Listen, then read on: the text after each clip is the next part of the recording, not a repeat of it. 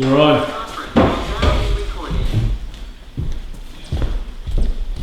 Good morning. It's Monday, June 7th. Tuftonboro Board of Selectmen's meeting. Let's begin with the Pledge of Allegiance. Pledge allegiance to the flag of the United States of America and to the republic for which it stands, one nation, under God, indivisible, with liberty and justice for all. Okay, I see a number of people here this morning. It's always nice to have people come out to a meeting, and we'll open with an opportunity for public input.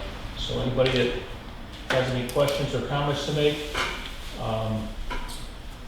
you're welcome to make them at this time. I suspect that a number of the folks that are here with respect to the seaplane issue. I will tell you, it is not on our agenda this morning. We have a fairly full agenda, and I would suggest that we'll be happy to take input from people that are here, but I'm not inclined to get into a long conversation in today's meeting on this topic, subject to concurrence from my fellow board members.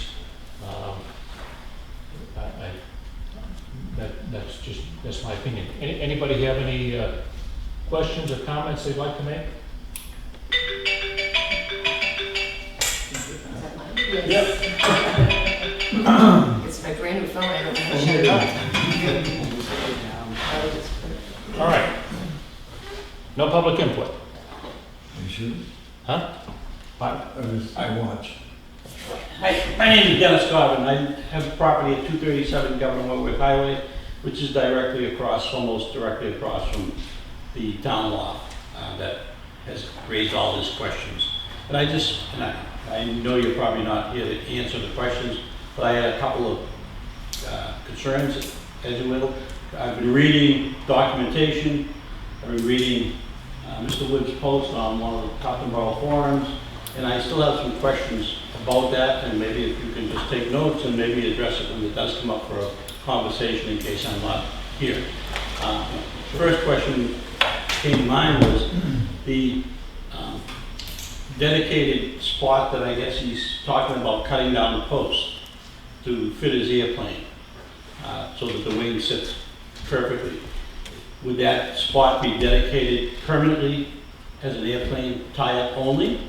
Or when he's not there, are boats eligible to tie up there for extended periods of time? My understanding is there's a 4-hour time limit for the dock. So if a boat comes in and ties up in the spot that he is dedicated for the plane, what is the sense of him having a dedicated spot? Follow what I'm getting at? Yeah. I mean, if you cut the post for his plane, other people can still park there, I'm assuming, or is it going to be reserved for only the plane? So let me take a quick stab at this. And I don't want to get into a big discussion. Right. There has been no conversation with respect to dedicating any area to any vessel. The request was made that the post get cut down along the side of the wharf where the water is very shallow as a place that would make it easier for float planes to tie up. But in my memory, there has not been any conversation about exclusive use of any area by any vessel. All right, Okay. that was my main Yep. question because, again, I see the dock from my house, and weekends there's people just waiting to find a dock place to tie up their boats. And if we're going to have a spot sit empty because a plane may come in, it's going to hurt. Shouldn't hurt bananas if people can't come by boat to her store, as an example. And that's my concern, whether we're going to dedicate a spot permanently and no one else can park there. Is my one concern. So, any Thank you. You're welcome. Any other public input? Yes. I'd just like to ask a question. I live on 42 Rocky Point Road. If there is no discussion today, will there be in the future, or will we be notified, or is there any public notification as to? So I guess what I would say is, I think we're a ways from this board taking any action about the request to cut down the tops of the posts. When we met with him here before, we agreed that a next step was that we would schedule a public demonstration where we could be there and observe coming in, all of the things with respect to using the wharf that may be of concern. That hasn't happened yet. Until that happens, I don't see this board taking any action one way or the other. So nothing will be going on at this point, period? In other words, no planes will be landing? I mean, he's allowed to come in and out anyways, right? I mean, any plane is allowed to be on the lake. That's right. And as it stands today, any vessel can tie up to the wharf. Right. He came to us with a specific request, which was that we lower the tops of the posts so that it presents less hazard to an aircraft. And we haven't dealt with that yet, and I don't see that we're close to dealing with it. Okay. So we're not restricting anybody's access. Right.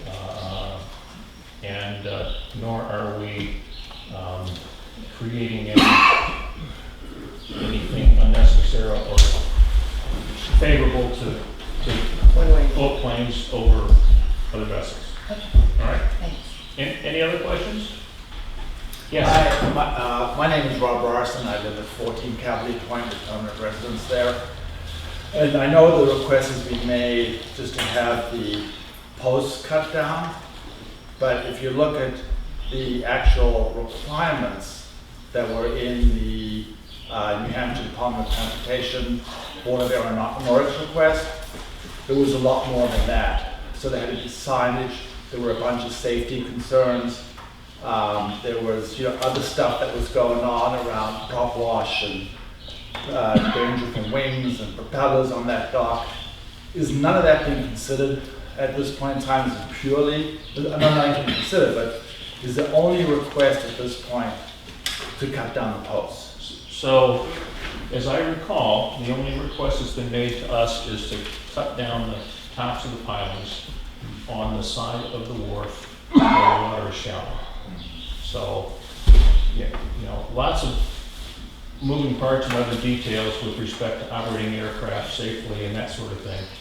No request has been made to this board for anything other than to lower the tops of posts. And if there were to be a request made as it relates to seaplanes in general and seaplane activity and the level of activity and commercial activity, would that restart another consideration event at this point for this board?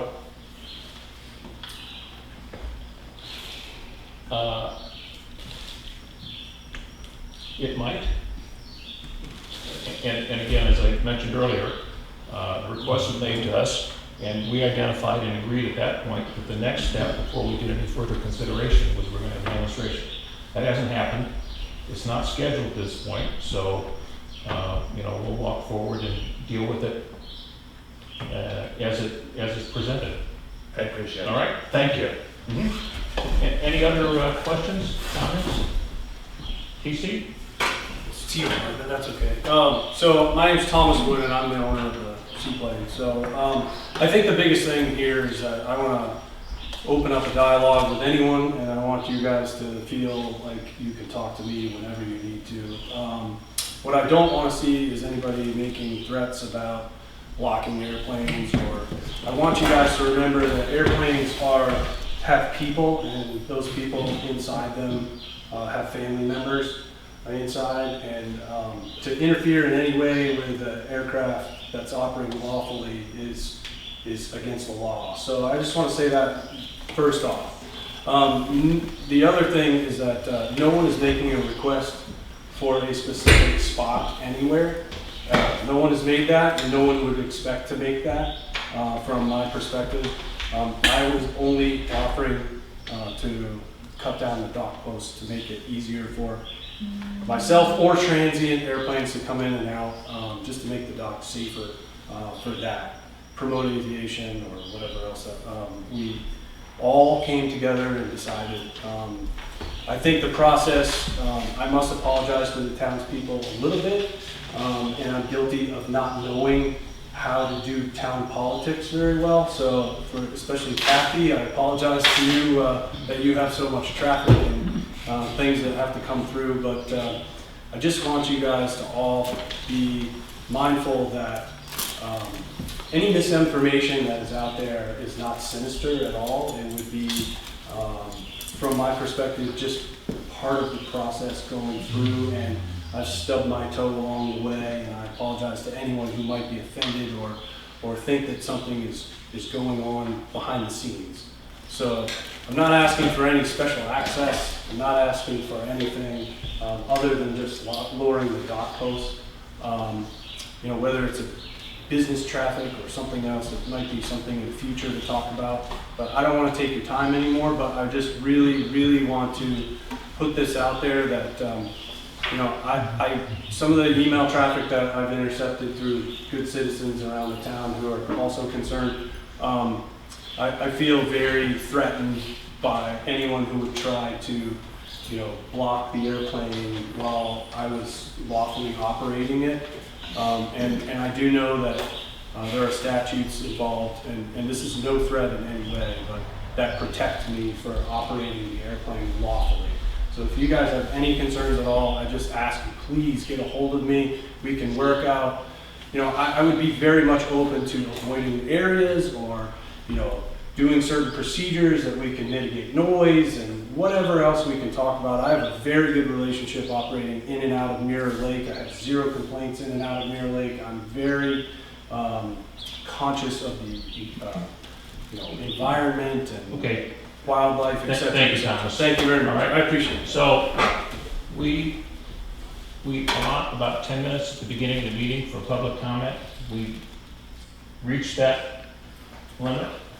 If there's anybody else that has a very brief comment that they want to make, I'm happy to take it, and then we need to move on to the regular agenda. Again, I'm always encouraged to see lots of people come out and participate in our meetings, and thank you for being here. If you want to stay, that's great. If you feel you've come and made your had a question answered or asked a question and want to move on, and that's fine too. All right. Anybody else? All right. Thanks, folks. Thank you. Let's move on to review and approval of minutes. Regular meeting Friday, May 21st.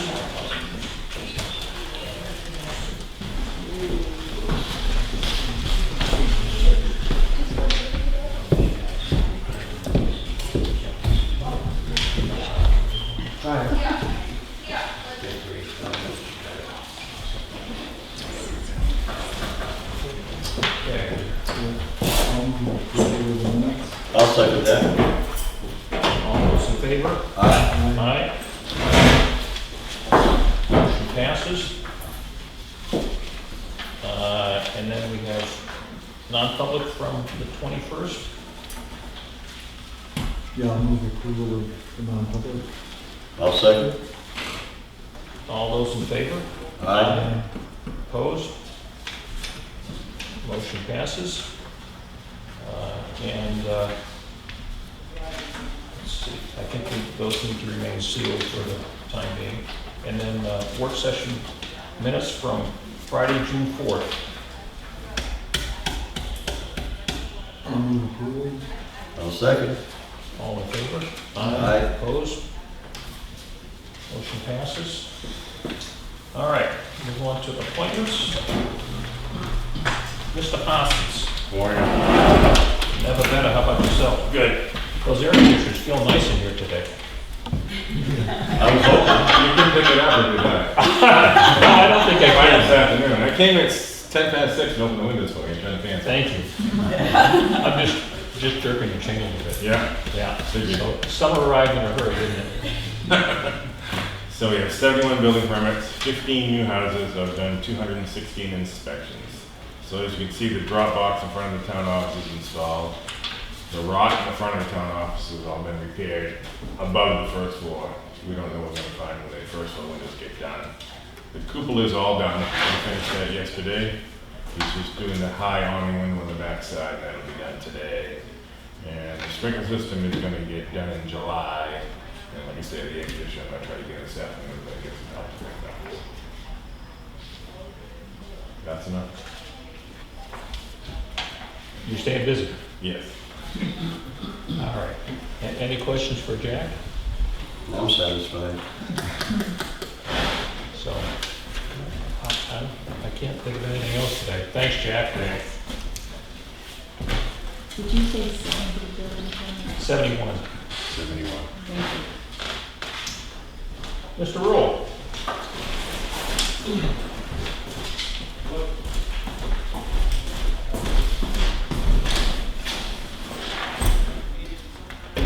How's business? Steady.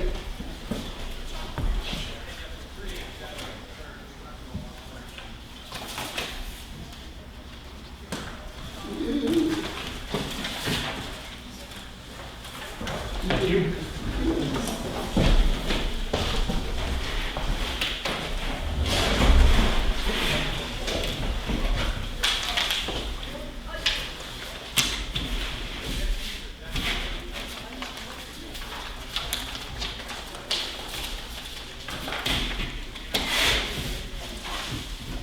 The packet includes numbers for April. Okay. May hasn't been finished yet because I don't have the waste management Right. totals yet. Those are the April comparisons from 20 to 21. And you can see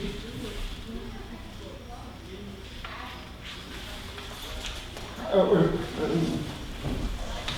numbers for solid waste are up 100, solid waste is down just a little bit.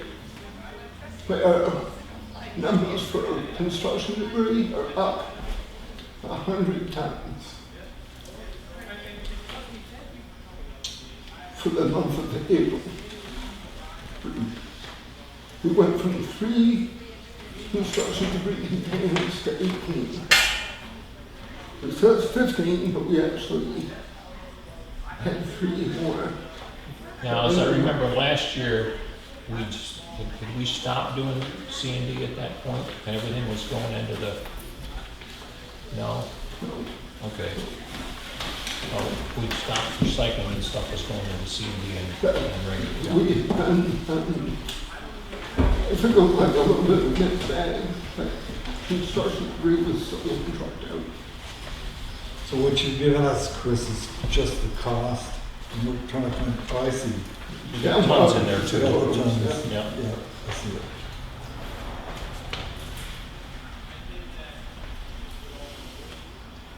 So what that does is validate what we see around town, which is lots of construction going on. Lots of construction, and we've got a huge increase of contractors coming in, which validates again. the Right. market built. So one of the things in the past that we've tried to deal with has been to ensure that we're adequately collecting fees for the C&D to offset the costs that we're incurring, or most of the costs that we're incurring. And any feel at this point for if we're reasonable there? I Well- mean, one of the reasons that I know in our conversations in the past that we get a lot of C&D is because contractors can view it as less expensive than having somebody bring a roll off and collect it at the site. And for small jobs, in my view, it makes sense that if I want to take some stuff up the transfer station, dump it, I pay the fee and be done. But for big projects, it really, I'm happy to encourage people to bring a roll-off. If you were on a big project, you know, bring a box in, set it on the site, and have it hauled out. I mean, the cost impact in a big project can't be huge.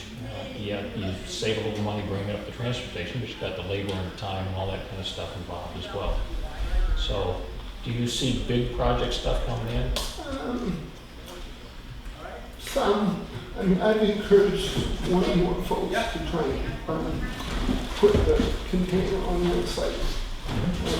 But it's hard to get them to do it because it's, even though you try and encourage them to do it, is still the lure for them to come here and just dump it and be rid of it because they're, and it's cheap for them.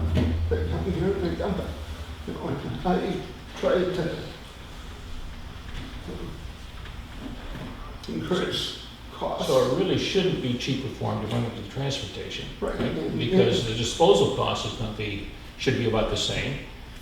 The haulage fee is going to be about that.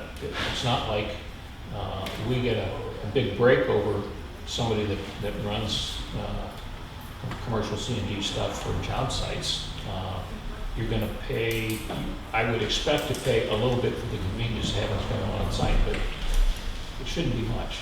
But for us, it's, what we're thinking is the handling of it for us is intensified to threefold because every container that is built, we have to go out with a machine, crush it 2-3 times to make room. Sometimes we have different sizes of containers, so we have to transfer it from the little containers to the big containers, crush it again to make room. And we've had to call this management to get more containers to bring it in because we're filling up 2, 3, 4, 5 containers a week. And sometimes we can't get all of them hauled away, so we have to get stockpile full containers. So if you go up there, you'll see that we have containers off to the side that are waiting to be shipped off. So it's, So can we just so I can follow your process here. If you look at the first page where you've got it labeled April 2020, go down to the 1, 2, 3, 4, 5, I think it's the 5th line. It says Waste Management Compactor 2 C&D, or it's Compactor 2 and C&D? Okay. So they typically pull 2 at a time. So your C&D cost on that $715, correct. and then you had $289 and $224, and then in the next block, the second line, what is that $1,376? Is that haulage? The second block down, not the top block, but the, Chris. I couldn't tell you that's from 2020. All right, so it looks to me like that's just the total for what's up above. In other words, they've got 715, 289, and 372. That maybe comes up to 1376. Yeah. No, it doesn't. It doesn't? It doesn't.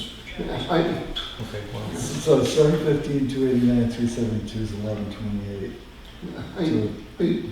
Okay, it's you don't know whether it's I additional don't know cost? the answer for any of the 2020. So that's the 2020 cost? Right. The only thing that I can, so that's 2020. That and that and that equals, Does it? yeah. Maybe I'm sleeping this morning. So I think, he's just bringing his totals down and I'm just trying to come up with a number for how much did it cost to get rid of the seed? That was probably an additional tipping fee, because it cost $286 and $390 to haul it. Okay, That may have been an additional tipping fee. so if we go to the next page, where you've got it highlighted, C&D and C&D. Right, those were the kind of fees. Because you see where it says 89, those were two CD containers. Yeah, Those, and the reason I highlighted it is because the first CD container was actually in solid waste column. I didn't want that to get confused with solid waste, so I highlighted it.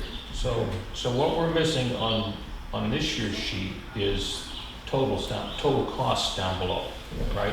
Well, the total cost is at the bottom, 10,849, 13,159, and 15,13, way at the bottom. so the 13,159, which is under the cost C&D column, that's the total cost For what we spent for April. for April. That's C&D tippage, right? Okay. And 10,849 is for solid waste. And so we've got 110 tons. Correct. For the month of April. So And we had an extra fees, just extra, tipping fees of $1,500. That was for plastic. so But yeah, can, Okay, the revenue for C&D, no revenues, it's an we don't have any. no revenues for the light iron, the iron. Resident users fees and sticker fees. Okay, how are we keeping track of the C&D revenue? We don't get any revenue from CD. C&D? From the tipper, the guy bringing it in. Oh, yeah, that's resident user fees. that's the 8470, right? Yeah, But that includes other things that you charge for, not just C&D, right? yeah, Okay, So what we're saying is we've collected 8470 correct. and we spent 13,160, right? Correct. 13,159. Yeah. So, which says we're, Well, overall, the big difference is about 20. It was about 16. The difference was about 16. which means that you need a 60% increase in rate. to cover it. So we got two things going on that I see with C&D. One is we're talking about, are we collecting adequate money?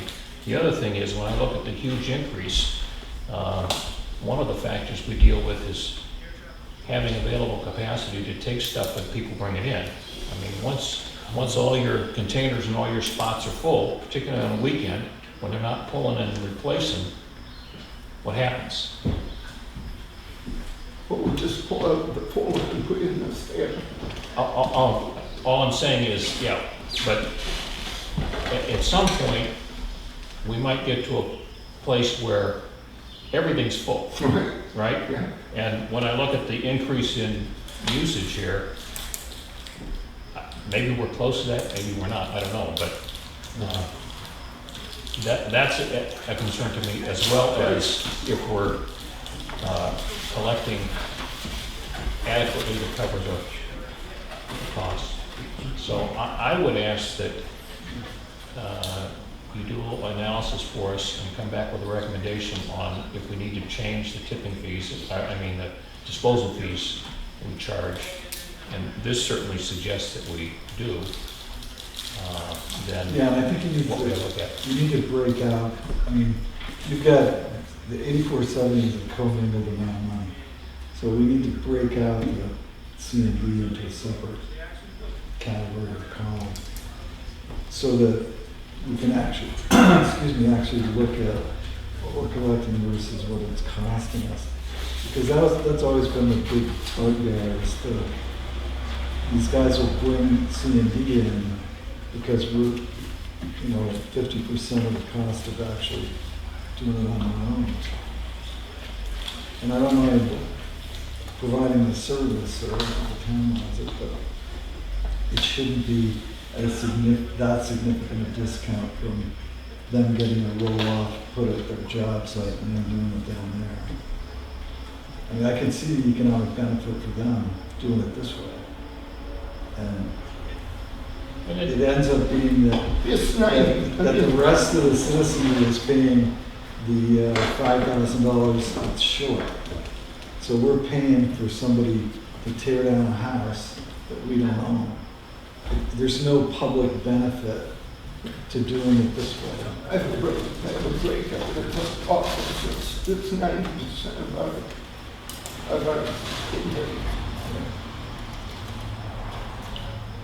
In the past, we've tried to target pretty close to parity, like 90%. If we're collecting 90% of what we're paying in tipping fees for C&D, then we're doing pretty well.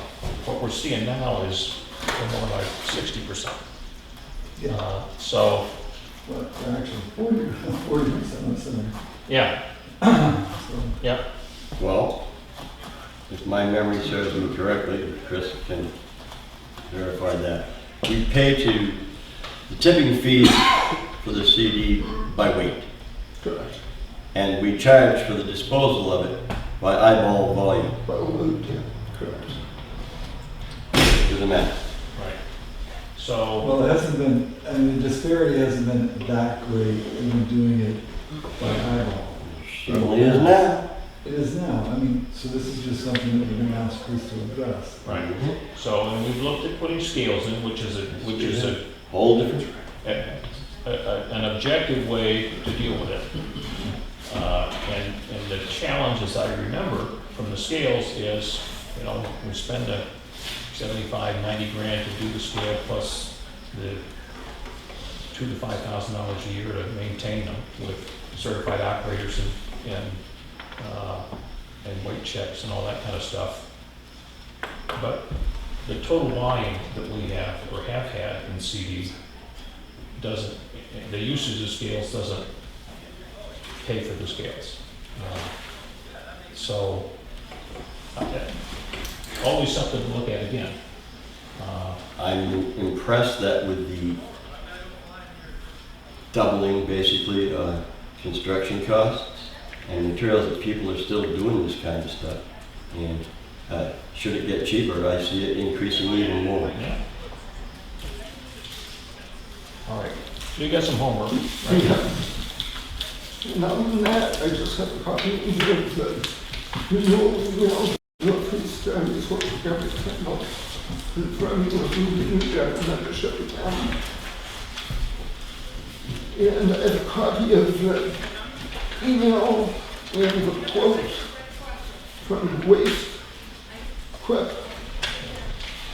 of the two containers that I spec out for the possibility of recycling paper.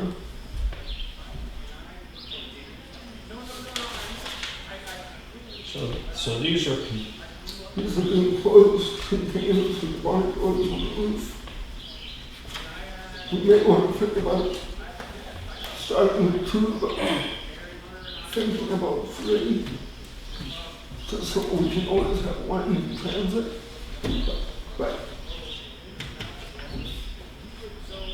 start with 2, because they're considerably less expensive than I thought they would be. I think he's giving us a good deal because we do a lot of business with them.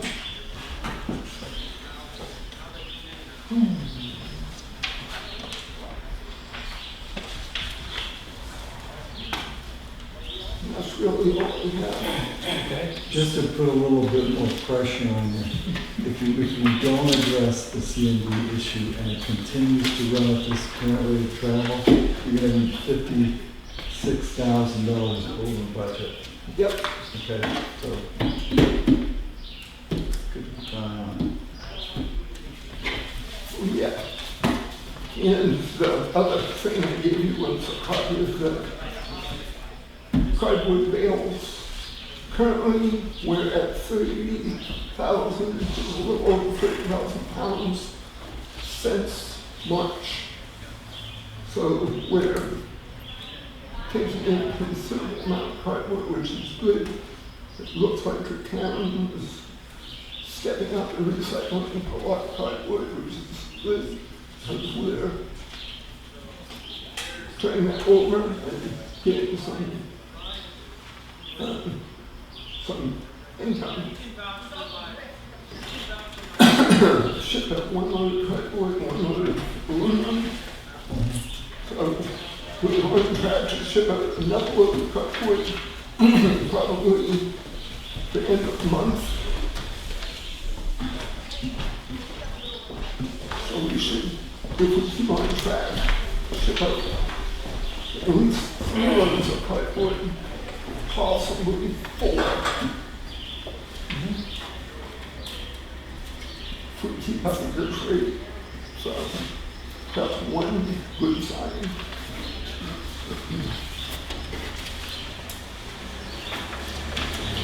And what is core meeting worth right now?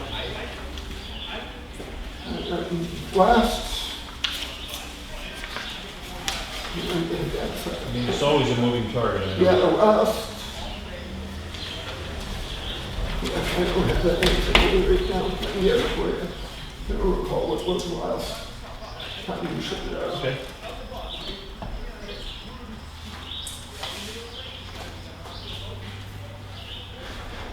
Any other, We're good.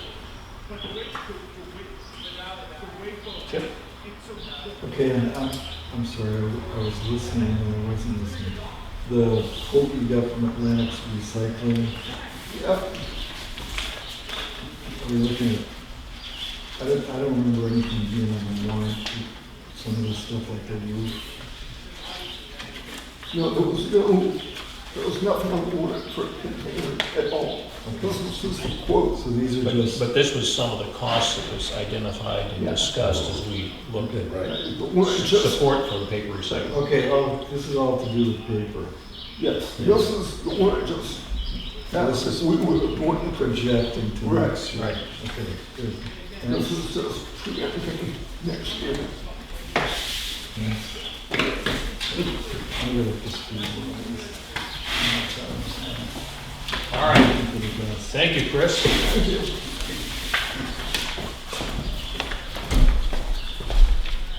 All right.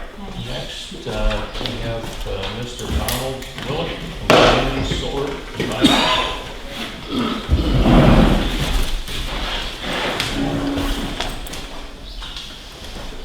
Good morning. How are you? Doing well. How are you? Good. My name is Don Willett. This is Harry Benson. He's representative of the developer. I'm Don Willett. I own New Hampshire Solar Choices. And the reason I'm here is that we approached the town, seeing if you had any land that you would be interested in possibly leasing to a developer to create a solar farm. And this is the first question and answer situation that we have. I want to thank you very much for taking the time for inviting us here. And feel free to open up and ask any questions you would like. I will say one thing. The first question you had when I first spoke was, are you allowed to put a solar farm on a capped landfill? I know that was a concern that you had, because you do have a capped landfill you're looking to do something with. Many towns in the state of New Hampshire already have solar on capped landfills. The one I mentioned in the email, I believe, was Peterborough. That made a lot of news because it was a fairly large one. It was one of the first large solar developments that went on a landfill. So I'm here to field any questions that you have, and anything that I can't answer, Harry will be able to jump in, and anything we can't answer today or something we may want to do in the future, you have all our contact information and can contact us then. Okay. Great. So I guess what I would suggest is maybe you can give us a little introduction to how your installations work.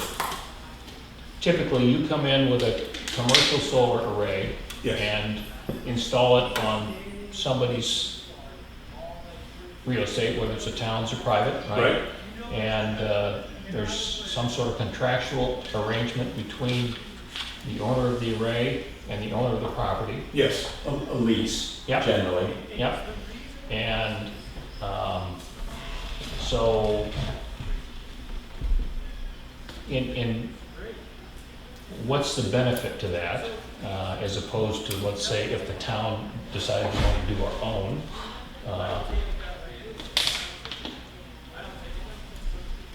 Well, there are. I'm trying to give you an entree just to give you. Sure.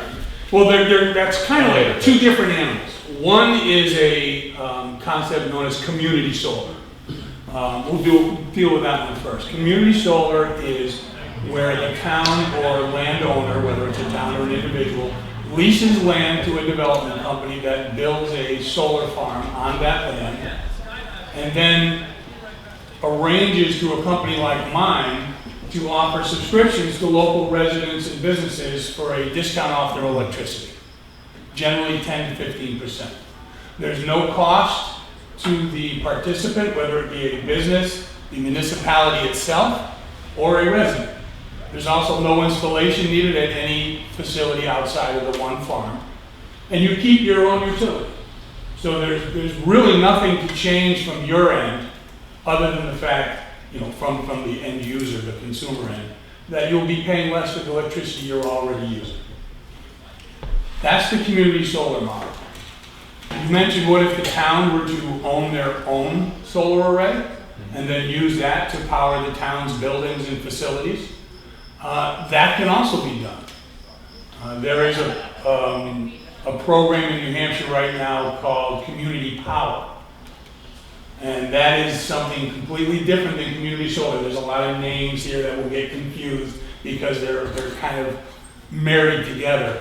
But there's also a way that you can just go ahead and build one. The developer, Standard Solar, has done this for other municipalities in the past where they build their own, they own it. The big difference obviously is if you're going to do that, you have to pay for the array.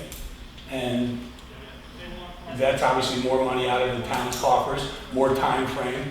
But the idea is that there is a payoff, and the payoff is quite substantial. And once you reach the return on investment for purchasing the farm, then if you own it, from that point on, you have free power. These panels and farms are warranted to produce 80% of the power they did on day one in 25 years. So we're not going to be degrading to the point where 5 years, 10 years, you're going to have to rebuild it or redo it. That's kind of the basic overlay. There's a lot of details that have been brushed over, just giving you the idea of it. But if you have anything to add, please do. And if you have any questions based on what I've said.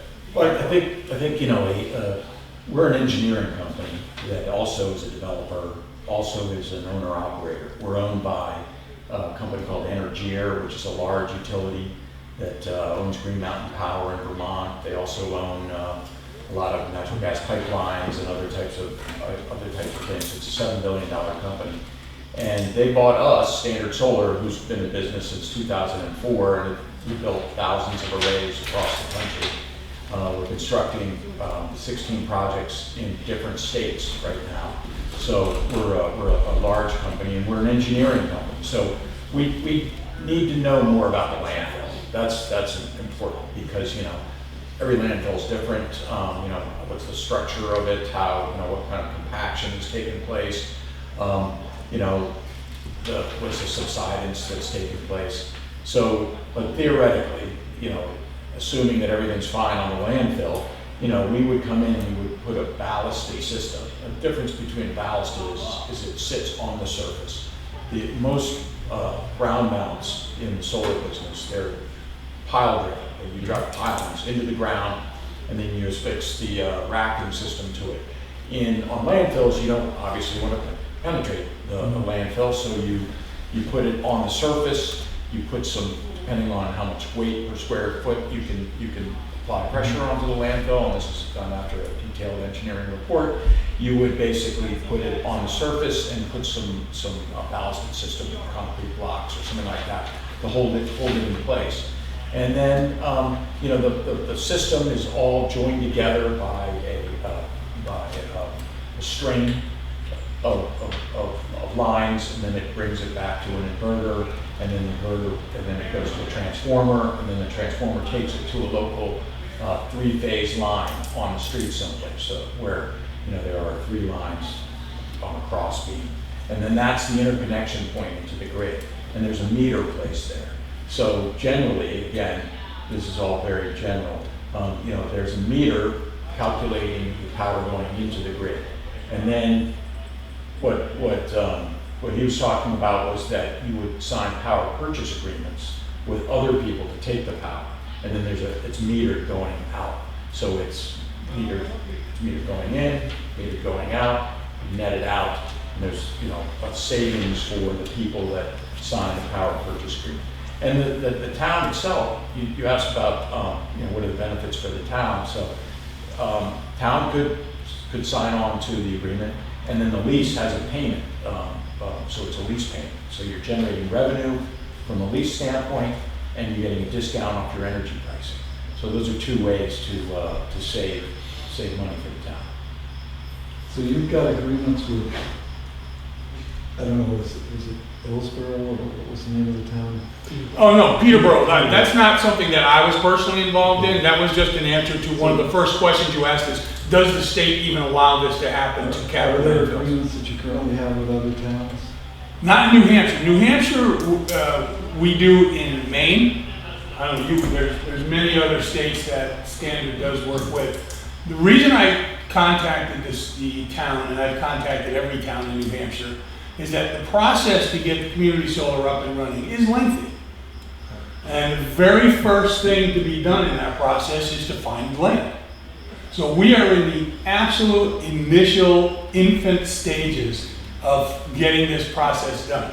Even if the legislation that we're hoping for is passed tomorrow, it'll still probably be 1.5 to 2 years before any shovel moves anything. So when you're talking, okay, you need land. How much land? What size? What size was the parcel that has the capped landfill? Well, the whole parcel is probably 40 or 50 acres. Okay, I think that's what I was told. And The amount that we need depends on what you would want to do. The state laws in New Hampshire right now allow for a 1 megawatt size solar farm. A 1 megawatt size solar farm would take about 7 acres, 5 acres. Okay. So that would be the smallest. And then, But you could do multiple projects Right. next to each other. So you could do like 3 or 4 1 megawatt projects. So, multiply that by 3 or 4, you're talking 15, 20 acres. right. And that, the legislation I spoke about is something that has been brought up in the last 3 years, where there is currently a cap of net metering solar farms at 1 megawatt. 3 times in the last 3 years, a bipartisan bill has gone to the governor, and he's vetoed it, to increase that from 1 to 5. Now, obviously, a 5 megawatt system is better for a developer. It's a more compact footprint to get the return on the investment. But 1 megawatt is not out of the question. As a matter of fact, it's one of the reasons I approached Standard Solar. They do 1 megawatt projects in Minnesota. Yeah, well, many states. Yeah, many states are allowed to do this In right now. Minnesota, they have a rule where it says 1 megawatt is allowed. So you're doing a net metering business model, not a power sale business model? Well, there are multiple Yeah. uses for the land.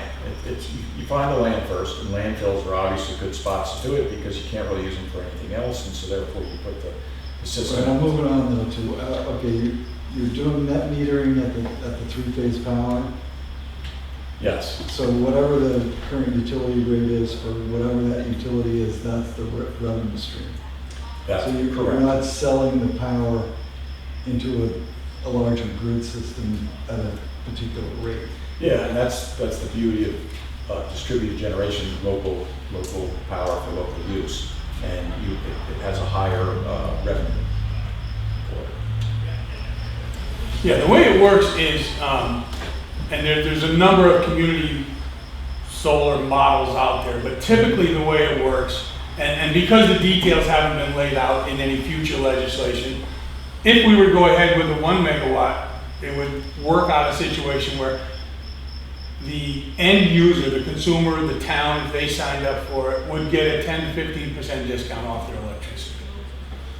And what's the return on the land?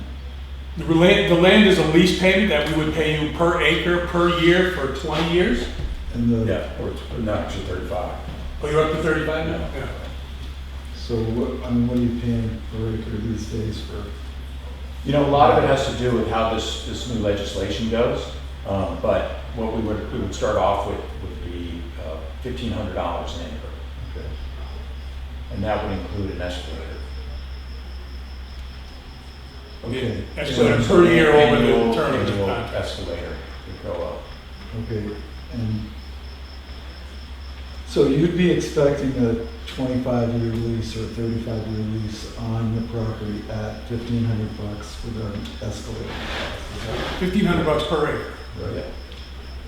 Okay. per year. And what we ask is a preliminary lease option period with the lease attached.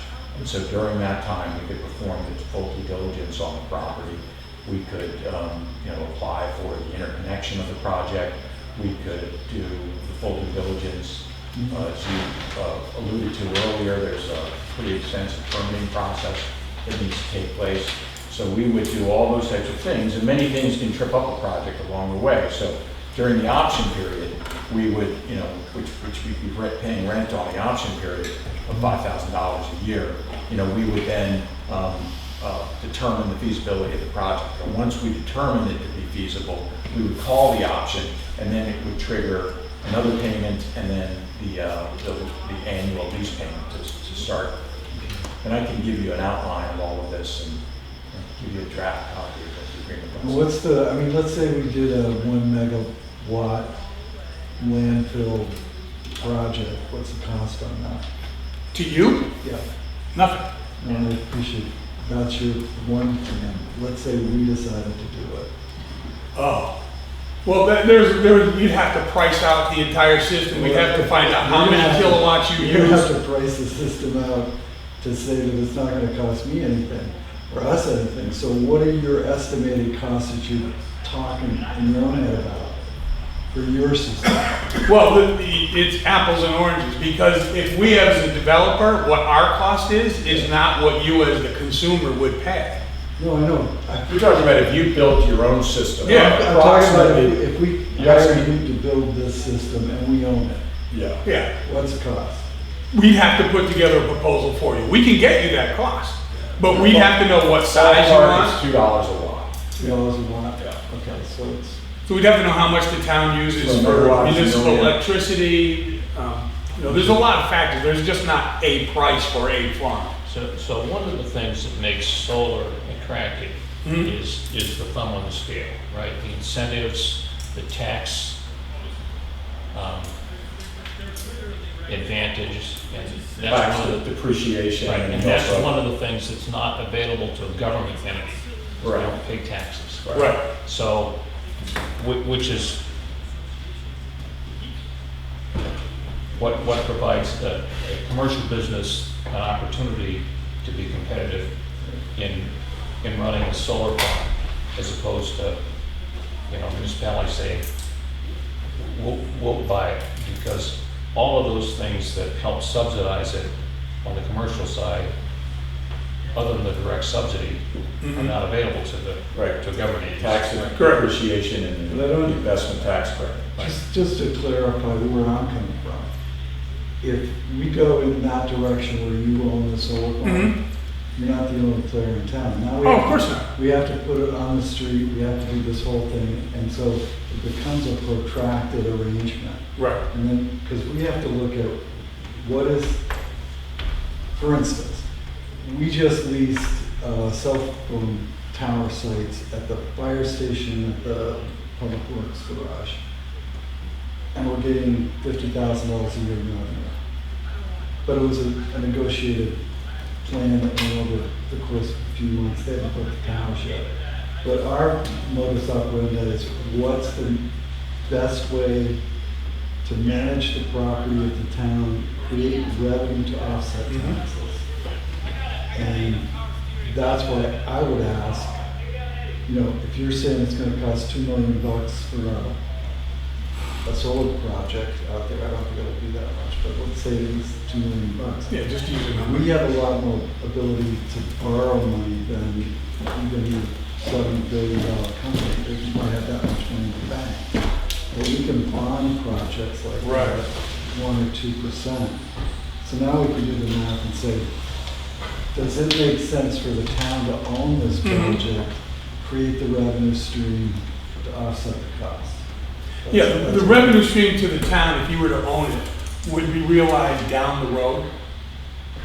Because the return on investment after buying it, there's a time frame that you're gonna be not making money, you won't be saving right away. You'll still be paying for purchasing the Right. rent.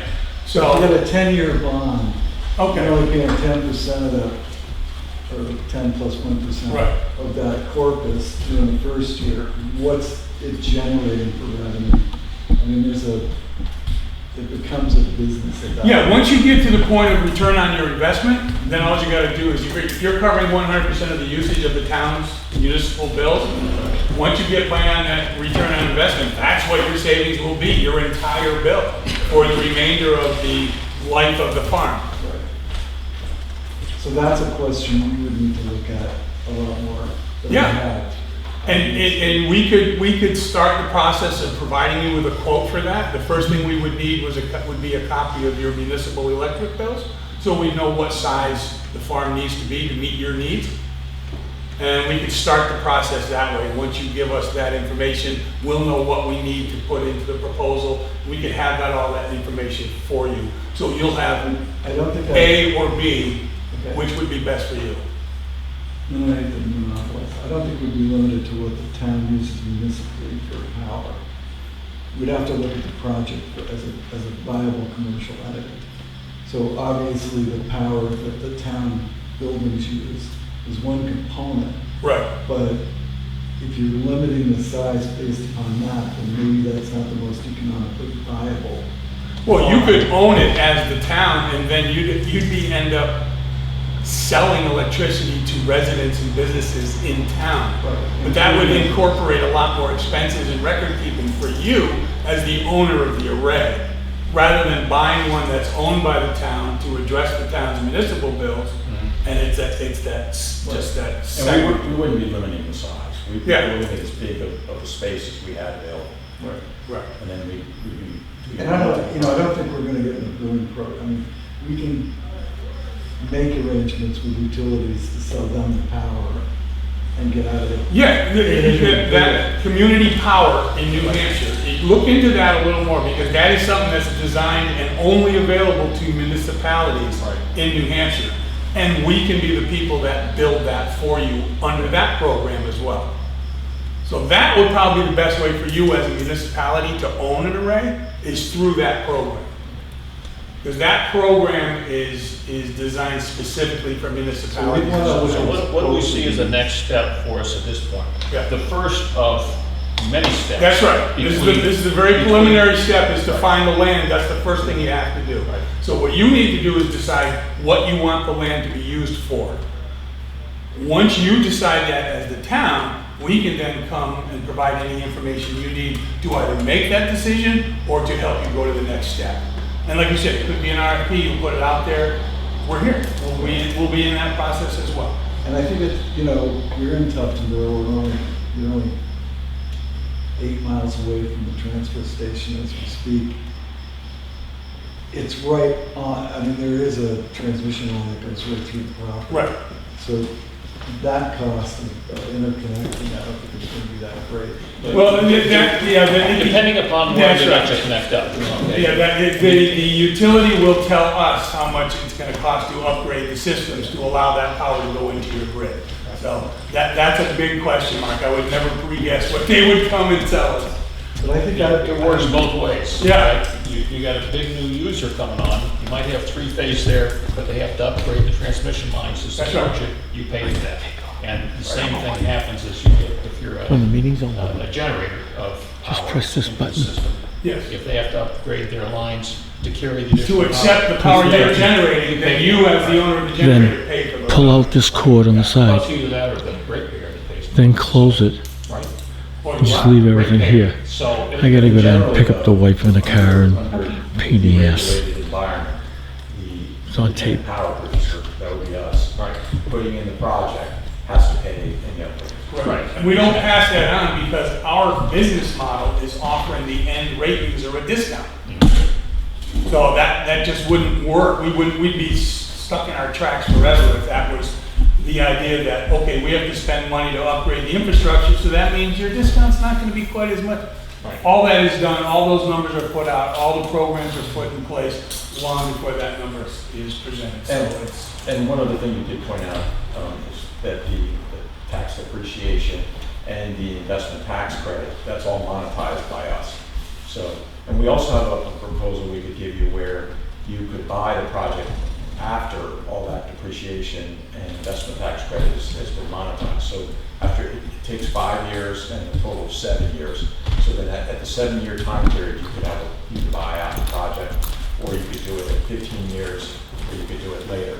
So there are any number of different combinations of things that we could do. and if you, I mean, we've just gone through years of litigation with the power companies on the utility poles and substations and all the rest of it. You obviously are gonna pay some kind of real estate taxes on this lease. Is that your expectation or not? Yes. Okay. For Yeah. the personal property tax and for the project itself, right? yeah, and if that property, as most property that we look at that's personally owned, is in current use, so there's a tax hit if you take it out of current use, Right. the developer pays that difference. Yeah, the town can't hold land in current use. Right, but I'm just saying if it was a private citizen or anyone, for anyone where the land is concerned, if there's a bump in the taxes because the land has been improved, then the developer will pay that bump. Yep. Yeah, I guess I won't get into the litigation issues, but one of them is that, you know, as you said, you fully amortize your debt and you depreciated your product to the point where on your books, it's worth $500,000. But now you want to market it to us, retail for $1.5 million, let's say. That's the market value, so that's what you should be taxed upon, not the $500,000 depreciated value. That was the argument we had with the utilities. I mean, some of these poles have been out there for 75 years. Oh, yeah. But if they went to sell that utility, they would put a price on every single one of them, regardless of their age. It's a story for money. So I think That's a headache for another time. Yes, right. what I'd be interested in seeing is just a bare bones, if you would, illustration of what it is you're planning to do, so we could look at it on paper. So if you're looking for 15 acres or 25 acres or whatever it is that works for you, Mhm. and how does that play out from the standpoint of cost? And then if you could, just what would it cost us to hire you to do it for us? And then we own the utility. Because our only job, we're elected to manage the affairs of the town for the benefit of the citizens. Of course. So I don't have a dog in the fight. Yeah, sure. But that's our job, so we've got to look at both sides. So we're making the best decision for the Well, when you're talking strictly on the community solar level, which is how we originally got into this, but we obviously have the ability to do more than just that. We went in with the fact that as a town, it wouldn't cost you anything. We would build it. You would get a 10 or 15% discount on your power bill, plus the lease payments, and there would be no outgo on your end at all. Right. That's the simplest, easiest way for a town to get involved, but it may not be the most financially beneficial. Well, and I think what Chip's saying, and certainly my thought is that anytime we entertain changing what we're using that piece of land for, when we take a step in a particular direction, we want to make sure that that's the most beneficial step for us. There are a lot of things that recommend the community solar from a straightforward, easy to do, yada, yada, yada, yada, yada. Right. Brings some revenue to the towns. Right. Reduces the power, the cost of power. But as we look at all those alternatives, a different one may be the right one, not for a 3-year horizon, but for a longer term. And at the very least, we need to explore all the alternatives before we choose to move in a particular direction. Oh, absolutely. I mean, we're basically, we just launched the ship to the new world. We don't know what's on the other end of the ocean over there. This is the very beginning preliminary process. And we just want to make sure that we're here to tell you just an outline of what it is we're presenting. You've already told us you have another idea. You may want to do something where you own it yourself. So now we've got work to do to come back and put something together for you. I'm going to leave something with you today that explains about Standard Solar, what the company's about, some of the other projects they've done. You can have that. You can read it as you see fit. And we'll continue communications with you. Kathy has all my communication, all my contact information. Any questions, any concerns, any comments that you have, any suggestions on what you want to see in the next thing that we give you, just go ahead and let us know. And you do just commercial, you don't do residential? Correct. Okay. Because I've been asked, who I'm thinking about putting solar panels on my house. Well, I have done residential solar in New Hampshire for 10 years. And I'm in community solar right now, but I still do residential solar for people who want information. I know the companies that are out there and I kind of point them in the right direction. But I'm now fully involved in community solar. But if you have any questions about regular residential, just let me know. I'll point you in the right direction. Do you have the site plan with the site boundaries and so forth? No, I don't. We haven't gotten that far yet. If you could give us that, then we could design a project for you, If- preliminary. right at the town office, in the taxpayer's office, is a plot plan for all the lots in the town. And And it's actually online as well. Okay. Yeah, okay. It is. You're on the GIS? Yes. Okay, yeah. On we the can- yeah, we town can find it. GIS Yeah. site, I think you gave me the lot numbers in one of our emails. Yeah, okay. So we'll dig that up, yeah. and again, that's the total parcel, which includes area that we're using currently for collection of solid waste and recycling materials and that sort of thing. But I think you get the satellite picture on the GIS too, right? So you can actually see from up above. Yeah, we looked at it, and there's like a rectangular space which appears to be a capped landfill. The cap landfill right Yes. behind the building? Yeah, Yeah. Adjacent. yeah, But that doesn't look like it's 40 acres. I mean, No. the whole lot is probably 40 acres, now Yeah. maybe like 12 or 15 or something. I don't even think it's that big. I mean, I think Probably it's 7 or 8, yeah. maybe 5. Oh, okay. But there's, as with any capped landfill, It's abutting to that. and there's drainage requirements and testing wells and all that sort of thing. So we'd have to get DES involved in Okay. approvals, et cetera, et cetera. But there is other land in addition to that goes further down. It's part of that parcel. Yeah, it's just Okay. up to you whether or not that's a good a spot as far as the sun is concerned. Right. Obviously, with solar, the best thing to do is southern exposure. If your property is on the north side of a hill, you're done. We can't move the mountain or the sun, but in most cases, we can find a place to do it. So I think we've taken up quite a bit of your time. I know you've got other people waiting to do business here. Do you have any other specific questions for us? I have one. Yeah, sure. Hi. A developer comes in, leases the property, builds a nice solar array. Things are all well and good. 10 years down the line, the groundwater that happens to be seeping out of a bank is determined to be contaminated with leachate from the capped landfill. and we have to do a Superfund groundwater reclamation project, building a treatment plant and wells, which would have to be drilled out where the solar array is. How do we deal with that? It's captured in the lease. It's not pretty. It's in the lease. It would be built in and negotiated in the lease prior to signing it, obviously. But I mean, like we're doing a project right now in Boston on a hazardous waste landfill site, and that issue came up.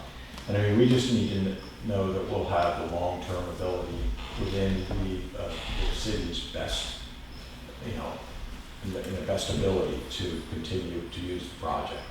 And we have to be able to recover some costs if we have to terminate the project. So that's as much as I can say without, Well, the reason I asked is I have a career in groundwater reclamation. Sure. I'm a mechanical guy. Yeah. I understand this could happen in Tufton Road.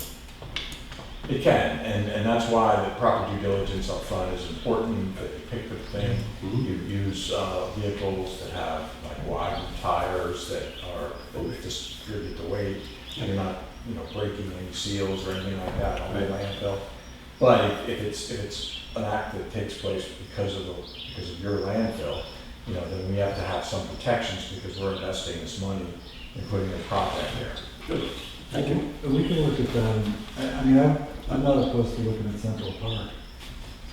I mean, if it becomes too onerous at the landfill, certainly have other property we can Well, there look at. Just one of my concerns, because cat landfills are notorious for contaminating groundwater. Yeah, no question about it. And obviously from our standpoint, cap landfills are a great target because no one's gonna complain about something that's being built on something that cannot do anything else. Right. So, I mean, it's everyone looks at that, oh, this is good. But as you said, there are contingencies that we have to consider. And since this company has a lot of experience building on cap landfills, it wouldn't be the first time they've been involved with that.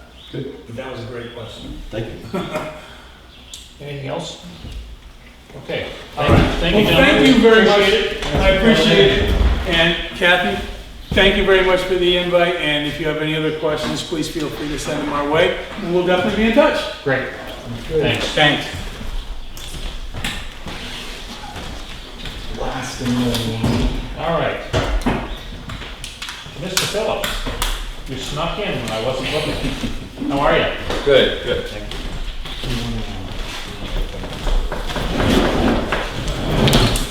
Good morning. Good morning. As I asked, I think, for an update. And so I wanted to bring you up to speed. I think the good news. Last we were here talking about Union Wharf. I think we discussed whether or not the state was going to allow the repair of the concrete portion of the wharf for continuation to a sheet pile approach, so it looks uniform and not wait till the concrete deteriorated to a point where it's catastrophic. We got a positive response. I spoke with Randy Pelletier. I think in large part some of the stuff you guys brought up was telling and convincing to him about the additional costs if we took this project. It broke over years, and hey, this is planning ahead, and here's the town trying to do the right thing, not deferring maintenance. So he was convinced, and I think in concept he's okay with the idea of doing a full wrap with sheet pile. It does trigger the need to do this whole grant and right procedure that we talked about, where the town needs to have the legal right to occupy that portion of the bed of the lake. It's been there since the 1800s. That procedure does have to be done if we do this additional concrete portion. And so my recollection from you guys was that's still that just because we have to do a grand right doesn't make it a showstopper. As a matter of fact, that's okay. So Yeah, I mean, inevitably some board is going to have to go through that process. And rather than just leaving it there, I think Let's do it right. yeah, it's a time to clean it up. I mean, it seems silly that something's been there before, long before DPS or any of the environmental regulations and all that, but land, occupying that land, we go through that procedure. So, so I guess, so I've kind of pursued, since speaking with Rainey, he said he laid out the next steps. The next steps being he first wanted to see a set of plans that showed just approximately the limits of where the sheet pile would go, the outward extension, because recall this approach is, we looked at an approach of deconstructing the whole wharf, rebuilding it in its same footprint, but that seemed to be extremely expensive and frankly environmentally would be probably more intrusive. So we ended up with a sheet piling approach, which is just to place the sheet piling right along the existing face of the concrete, the timbers, the lagging horizontal members that build the wharf. Put that sheet piling as tight as we can, and then that, so it does extend outward a little bit from the existing face. No more so than the round tie-off here. So it really doesn't extend too much beyond that. We're still inside that limit of where the round, so we extend out about 14 inches, 15 inches on either side from the existing. He wanted to see a footprint. One thing we did was add a little bit of buffer because the current wall does a little of this, and we don't want the sheet pile to be doing that. We want to pick a straight line. So we offset it about 4 inches on both sides, and we have a little bit of wiggle room, and then we run a straight line both along the concrete portion and the timber portion. I did bring a preliminary plan. You wanted a preliminary plan to take a look at. It's real preliminary. It's more for footprints, and I can forward that to you guys if you'd like to look at it. It's I sent that off to Rainey last week. He wanted to look at this footprint. He said after that, the next step would be, assuming that we're not crazy and trying to extend it, 10 feet or something, a huge new footprint. He said then he would be able to officially support the project and be able to meet, the next step would be meeting with Councilor Kenny on site, as we did before trip with my clients. Yeah. So that would be the next kind of step. Randy's pretty insistent about seeing the plan before we do that, and I think that's for everyone's benefit. In the meantime, and so I've sent that off to him, I think we could probably anticipate scheduling a meeting in the next couple of weeks with Councilor Kenny. I'd like to get initial feedback from Rainey so we don't set up a meeting only to find this. Right. Yep. But I think the other steps that need to occur is getting input from users, maybe to make sure that our footprint, we don't want to lock in on this footprint and then only to find out that there's something unique about some of the users. Particularly, I guess if people do load trucks and excavators and that kind of stuff on that, onto the barges on that north side, that might have a little different treatment, but I think footprint-wise, we're probably pretty good. So I think that would be something we can still proceed forward on that front, but I think we should be kind of making sure that we don't get ahead of ourselves in terms of the usages. I still think the design will work for, would not be intrusive. We've carried over some thoughts in the design that we had early on with the building inspector in terms of how do you have the sheet piling that does this, it protrudes out about 10 feet. How do you how do you overcome that situation of someone docking having to step 10 inches in essence? And the early thought was to just create a small walkway, basically a small, almost like a... Along the top of the sheet piling? Along the top of the sheet piling, it would extend out to the top of the sheet piling, come in about 4 or 5 feet. So it'd be a walkway, be even surface. I think that might be good for elderly people or something to have a more stable footing if they're getting onto their boats and going onto their islands.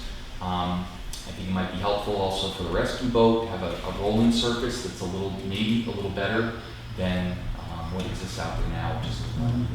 So there's some advantages, and then also, by the way, addresses that issue of stepping across. So I think we've got kind of a footprint that works pretty well. I think Rainey's reviewing that now, and then the next steps that we'd have to pursue, kind of in this order, would be, so Rainey okays the plan, we set up a meeting with Councilor Kenny, attend that meeting, make sure we've got abutters, I think, you know, that's flushed out. I think that's something we'll want to do, but that's obviously up to you guys. We need to then do a boundary survey of the parcel. And that's a critical element for the granting right.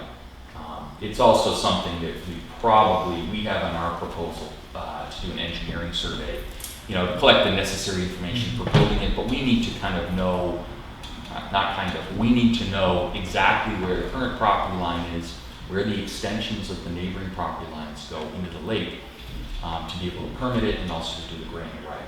So we kind of have to, that's one additional element that I'd say we didn't need if we didn't need the granting right, but now we need this granting right. So that would be the next step. We're going to go do a boundary survey and pay for that when we don't have kind of the on board of Councilor Ken and DES.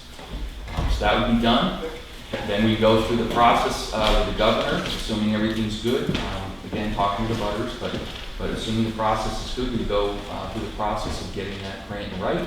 We'll submit our wetland application, and then the project out to bid. And the entree into that is through our executive counselor, is that right? Yes. So he understands the project, then he's the guy that sort of gets it on the schedule. Exactly. Yeah. So that it'll ultimately go for the whole council though? It will, yeah.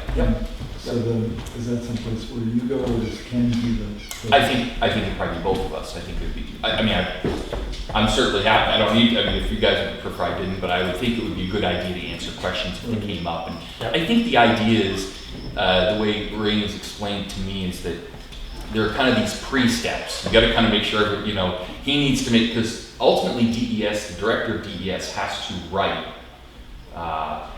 affirm that they support the project. Then the council can take it up. If they don't do that, it's written in the statute, there'd be a whole another procedure. So then it's a much more difficult process. it is, right. And I think that's why we focus so much on that step. And I think we're there. So barring any surprises, this meeting really was just to be able to give Councilor Kenny a chance to ask questions, field any issues that he may see that we haven't anticipated, and then he would schedule it and bring it before the board to attend. And the town would have to have a lawyer to kind of draw up some paperwork to accept this land from the state. And the pier is 260 feet by 20 to 25 feet wide. I don't believe the dock portion would have to go through that process because it's not bedded in the lake. But in essence, that would become land. This pier would become land, shoreline. Whereas most wouldn't think of it as that now. It's kind of similar to a dock, but this would become. There's a piece of it that's been there a long time. Yeah. I would consider shoreline. Yeah. Long before I was born, I haven't seen it. It's just that we don't have a document. We just don't have a in the document. States. Well, That show that. Yeah, I mean, this is pretty common. This is not unique. For a lot of these old piers, no one, it's an informal thing that's been added onto, and no one really went to the governor at the time to secure that. And I don't even know that it was a going affair back then. But apparently that is the process. And again, I think who wouldn't be in support, for DES or Kenny, who would not be in support of this or formalizing what you have now. I think the battleground, if there ever is one, is just how far out do you extend from your current footprint to ensure that you can operate, that you can build or make this repair and still have a room to 30, 40 years from now, come back and look and see, make a repair again. At some point, you can't, of course, just keep going outward. And presumably this approach will last quite a while, and we don't have to do that. But we want to make sure that we have room not only to build this, but also some distance outward that we could put silt fence or whatever we need to if we're making repairs in the future. So I think those are kind of some of the discussions we bring. What have you seen? Here's the footprint. Do we need an extra foot? Just so we have a right to put something there in the future to put a barrier. My understanding was that we're going to repair the cross ties as well, those cable cross ties. Yes. So that's going to mitigate a lot of that, or some of that. Oh, the leaning and future construction issues. Yeah. Yep. Yeah, the construction approach, I should say, so we have, again, we have this conceptual approval for the concrete portion. Unlike the timber portion, which is timbers infilled with stone, gravel, rocks, even old timbers, that kind of stuff. The idea there would be, the gravel portion is we take the gravel out about a foot of that gravel to get down to those cross ties. Remove those as they proceed with the sheeting across. They replace the cross ties right about at water level. You want to be slightly above that if you can. So, there's not, that would be, 10, 12 inches down, not too far down. You want enough cover so that future things don't damage it, but you proceed out in that way, and the ties will go from one face of the sheeting all the way across to the other. When you get to the concrete portion, it's a little different means of tethering that or tying that sheet pile to the concrete. And the approach would vary depending on whether or not there's a slab, whether it's walls and there's a slab over the top, a thin slab, or whether it's solid concrete. It's kind of hard for me to tell, but I have this sense that it's a wall with a slab over it.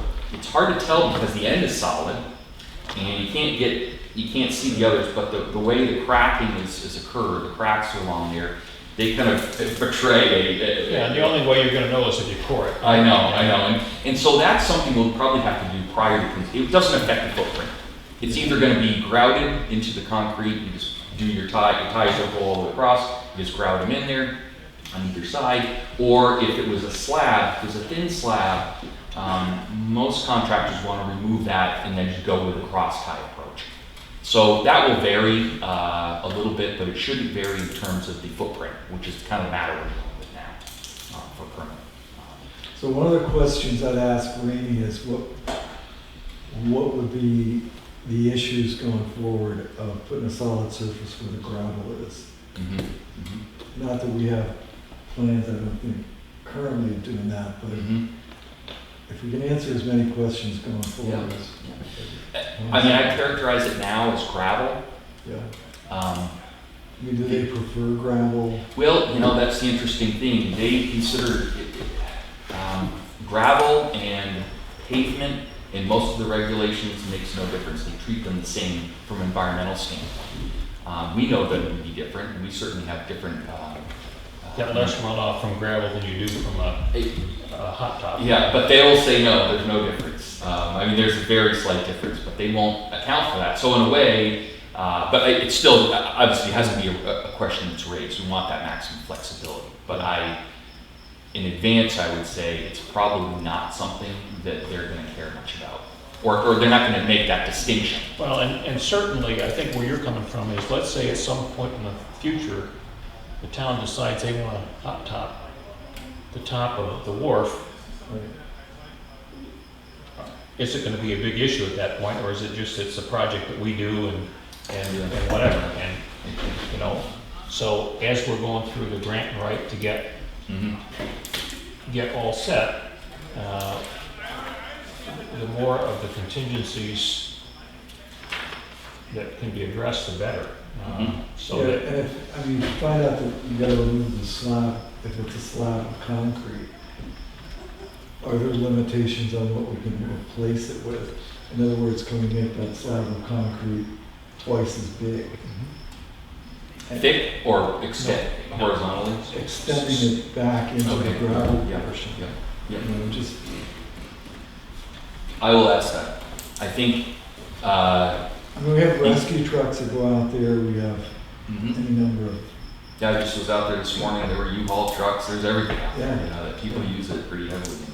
All right. Well, I will ask that question. I think, fortunately, I think you're starting. If it was grass and you were trying to do that, they might be a little different.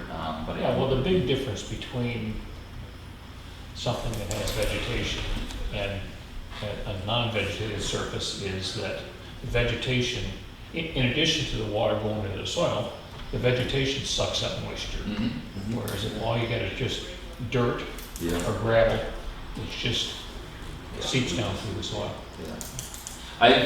Unfortunately, many of the times I've gone out to we did the borings and all that, it always seems to be a cold, windy day. And so I had seen I think one of the sources of some of the undermining are the waves overwashing, splashing, and then, because I've seen it with, ice this thick and puddles and that water draining back through. And as it drains through, it carries some of the stone and all that material with it. So in a way, I think the case could be made that the more that we put kind of an umbrella, if you will, over this surface to kind of keep it so it's not going and washing back through, the better.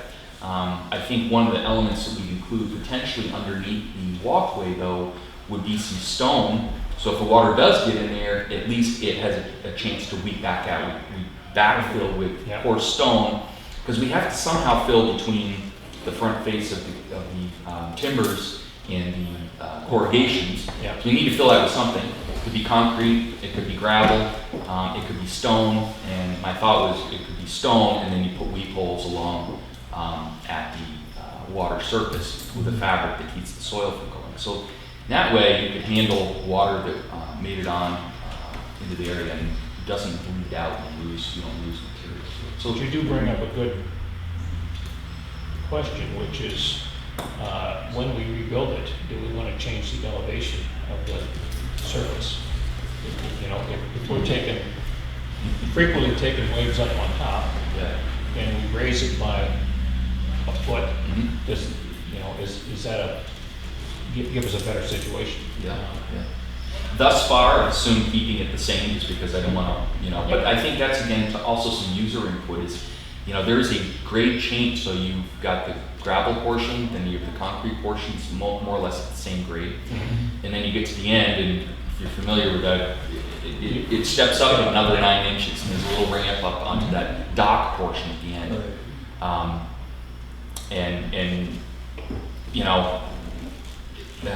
It's not too difficult to raise it up. It's just, are the users now, when the lake level is low, when they go to step down in their boat, and so it's a balancing act. But typically we want to keep 14 to 16 inches is usually kind of what you want. That gives you protection from high water events. Right now, 14 to 16 from full pool? From full pool, yep. That kind of seems to be a sweet spot that a lot of people use for their docks. And people have preferences. Every boat's different. The fireboat has a high side, and A lot of freeboard differences. 14-foot aluminum compared to an old Woodhull Chris crack. Things like that. So it's that's the kind of stuff that's helpful. I mean, we have this opportunity to change that we probably haven't for some time. Those are kind of things that I think are things that you guys may want to get into. Well, it doesn't affect our design. So The grant and right process is the footprint. It is. Right. So once we get that process completed, as long as we're within that footprint, then assuming that we don't include design details that queer things with DES in terms of the way water runs off and that sort of thing, then how we finish it out, elevation, all that sort of thing should not be, I'm hoping, wouldn't be an issue with the state. No, and that's, I think, why we're taking this sequentially. It's easy to get ahead. I mean, everyone wants, we've been at this for a couple of years, right? And you want to see something done. And I've been kind of like a dog on the bone trying to make sure we get this footprint process because I appreciate that. You can get ahead of yourself and it's a waste of money and it creates a lot of heartache. So I think if we can work on the footprint, then the next thing is the elevation. But that doesn't need to be something, I guess you could start thinking about it. Sea users, I don't know if the lake host that's down there gets feedback from people, but right now it's only about 10 inches above full pool, 9 to 10 inches. The lake is just almost at full pool right now. It's about, check this morning, it's half an inch low. So, those are things to think about. I don't know if you guys had other questions. I can I can give you this plan.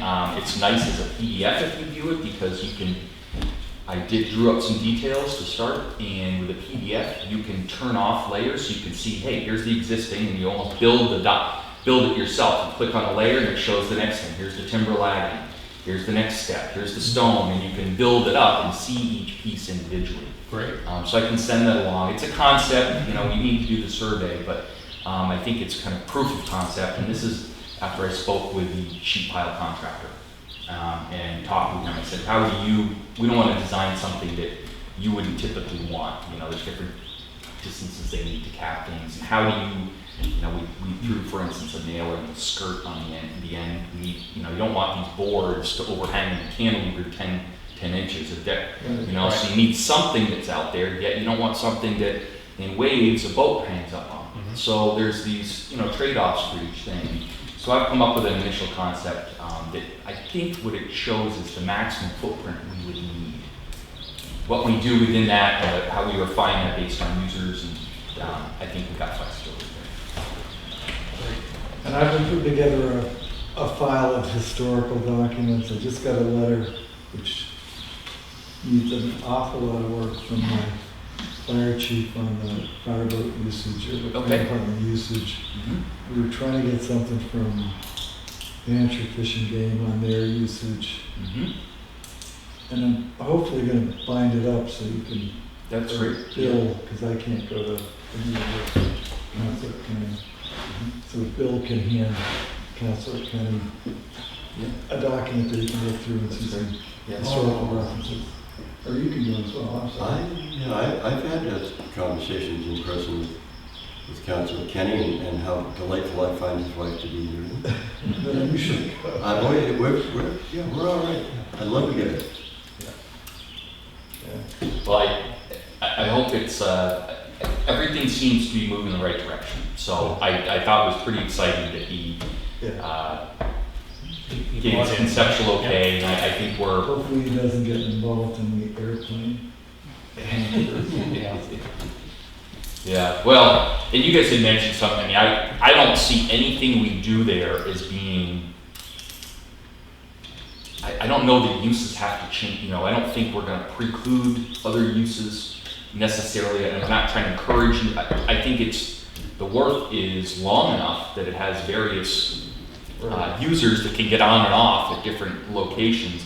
There'll be a little bit of a little bit different detail in terms of how right now I think they probably load barges on the concrete portion. So we'd have to do something to protect that interface of the concrete and the sheet pile. Because that side, we weren't planning on having a walkway. If you think about it, if we keep encroaching with a walkway, pretty soon those who want to drive vehicles are going to be restricted. There's still be quite a bit of room. But my plan at this point was not to have a kind of deck walkway area on the north side. Because as my recollection is that's almost too shallow until you get out by the concrete portion, too shallow to dock anyway. It's kind of overflow. So if that's, I mean, again, it doesn't change the footprint, but at this point I hadn't anticipated doing that similar walkway treatment on the north side, just on that south side. Well, we can talk about all that. Yeah. Because I mean, aesthetically, I think it would look kind of strange without, but that's another day. We'll take a look at the proof of concept drawings. Yes. That's a good start. Yep. And please let us know as soon as Randy, gives you the thumbs up. Yep. And then we can move forward and schedule a meeting with Councilor Kenny and keep moving forward, baby steps. Yeah. Brought encouraging news. Yes, I know. I'm pretty excited. I feel a lot better about it. Yeah. So I think that's it was worth waiting a little bit and asking one more time. Yep. All right. Well, thanks, guys. Great. Yeah. Thanks, Robin. All right. Anybody need to stretch our legs, or we? Now let's press forward. All right. So let's go to the signature file. First is a notice of intent to cut for 44-1-51. I'll move the same. I'll second. All those in favor? Aye. Opposed? 6, 7.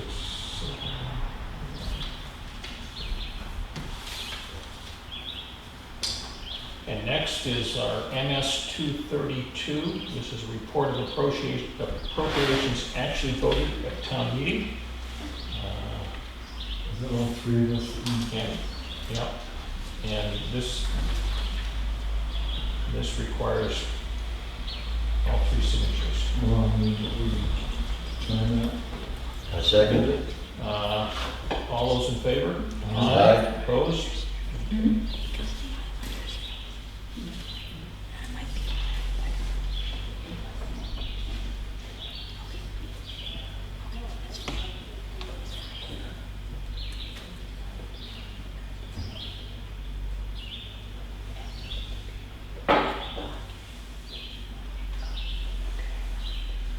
Did you change your name? Seems like an awful long name.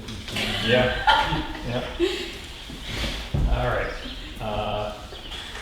Next up, we have two contracts with county control for portable restroom rentals.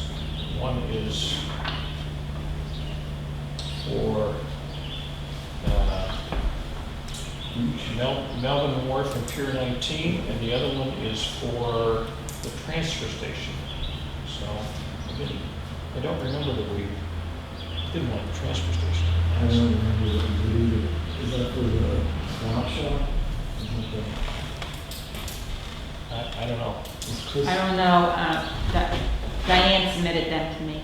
Yep. Do you want me to call and ask her? Yeah, if you'd see if you can get a hold of Chris and ask him about. Oh, he was just here. He stayed here for that whole document. Yeah, I know. Yeah, I saw him drive away a few minutes ago though. Well, I'll make a motion that we sign the Pier 19 no more. All right. I'll second that. And this is a one signature, it looks like. All right, all those in favor? Aye. Aye, opposed?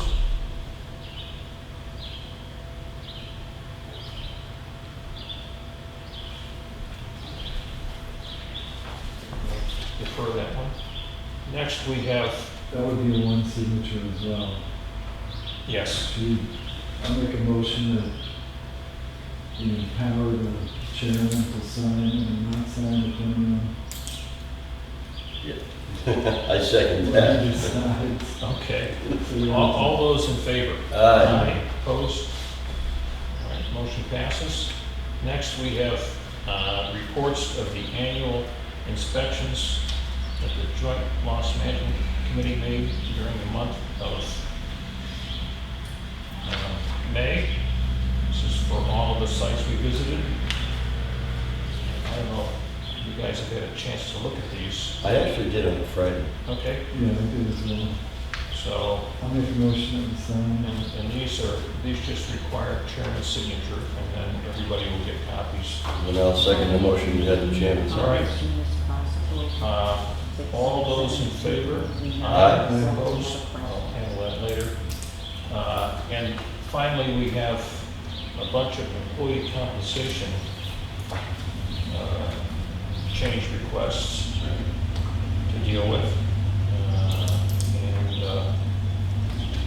I'm gonna suggest that we deal with those offline rather than, I mean, we can start working on them here, but there's a whole pile of them. This is just the a annual, change. the annual It generally happens change. in March. Right, Right. Because the town meeting was in May.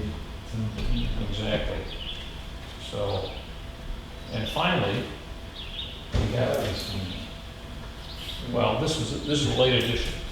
A property lease agreement between Tuftonboro and Wolfboro for the moorings at 19 Mile Bay. This is a contract that was drawn up by town council. And I looked it over, it seems reasonable to me.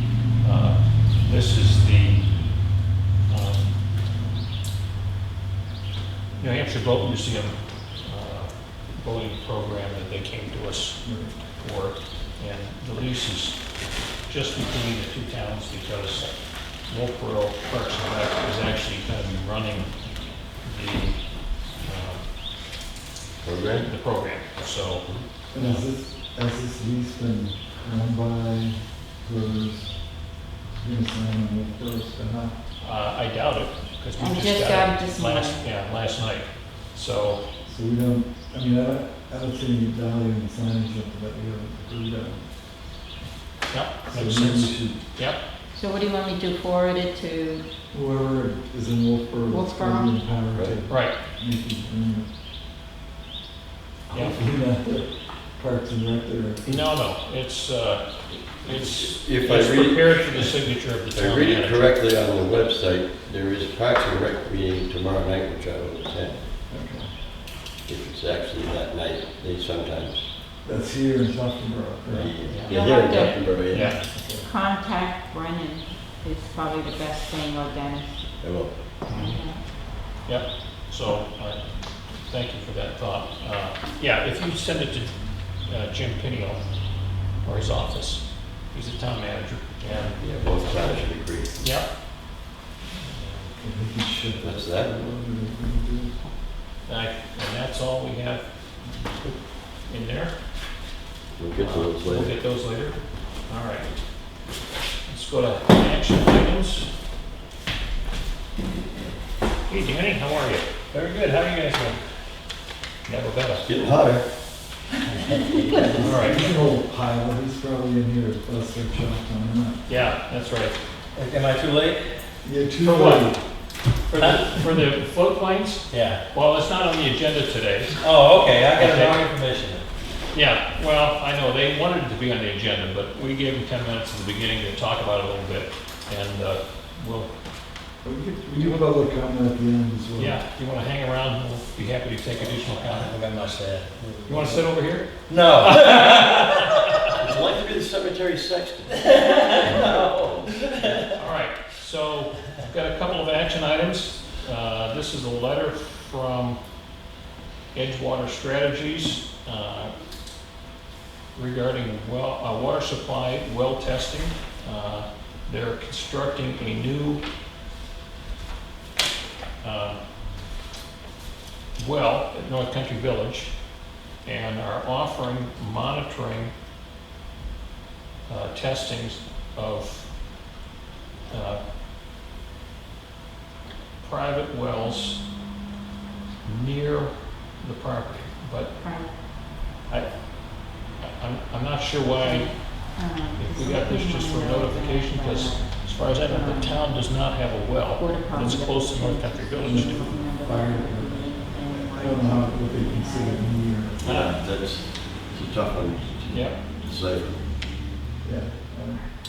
so, And it's on the other side of the brook. yeah, yeah. I guess Can you, I don't see any downside to having them monitor our well. That she Uh, doesn't, I'll try But to call her. if that's the well they're talking about. So you didn't. Certainly the one at answer the town that, office you is a just long way away from forwarded North Country Village, it. so. Any thoughts on that? You didn't. What's the cost? No, that's, I know, it's exactly. their cost. Okay, Right. well, I'm trying to see Accessibility, is that what what you're looking for? So, they're offering to monitor the water quality from our well, or from Mhm. McGutter's wells, because they're drilling a new well over at North Okay, Country I'll call Village. Oh, I see. So whether or not the drilling activity affects the. Yes. DES requires them to contact all private wells within 1,000 feet of the new well and offer the opportunity to have water level of your well monitored during the pumping test. This is after they start the new well up. So this is nothing that's, we need to do proactively anyway. Well, they want a response by June 15th as to whether we would like the well monitored. And it's to determine whether there's an adverse influence on our well from the test on the new well. So Sure. I think it makes sense to do it. Yeah, it'd be nice if it was a little more specific about what Yeah, well. they're, which well they're testing. Chris? And again, this is the letter that went out to everybody within a well of 1,000 feet of the new well. So I think you're right, that must be the fire department well. So Yeah, that's probably the thought. I'm going to suggest that we take them up on their offer. But some of the information on here is gonna have to go Hi, to Chris, chief, it's like Becky. when the well was installed, the depth of the wall, well, and that sort of The thing. selectmen want to Maybe know before the why whole we're thing adding would a change. porta potty I to mean, the I- transfer Yeah, station. that sounds good. We should be in the meeting about another hour. Yep. Yep. 603, 677, 2439. Next, we have a letter from Lakes Region Planning Commission advising us that our representative to the Transportation Advisory Committee, who was Lloyd, that his appointment is about to expire, and looking for a nomination of a successor or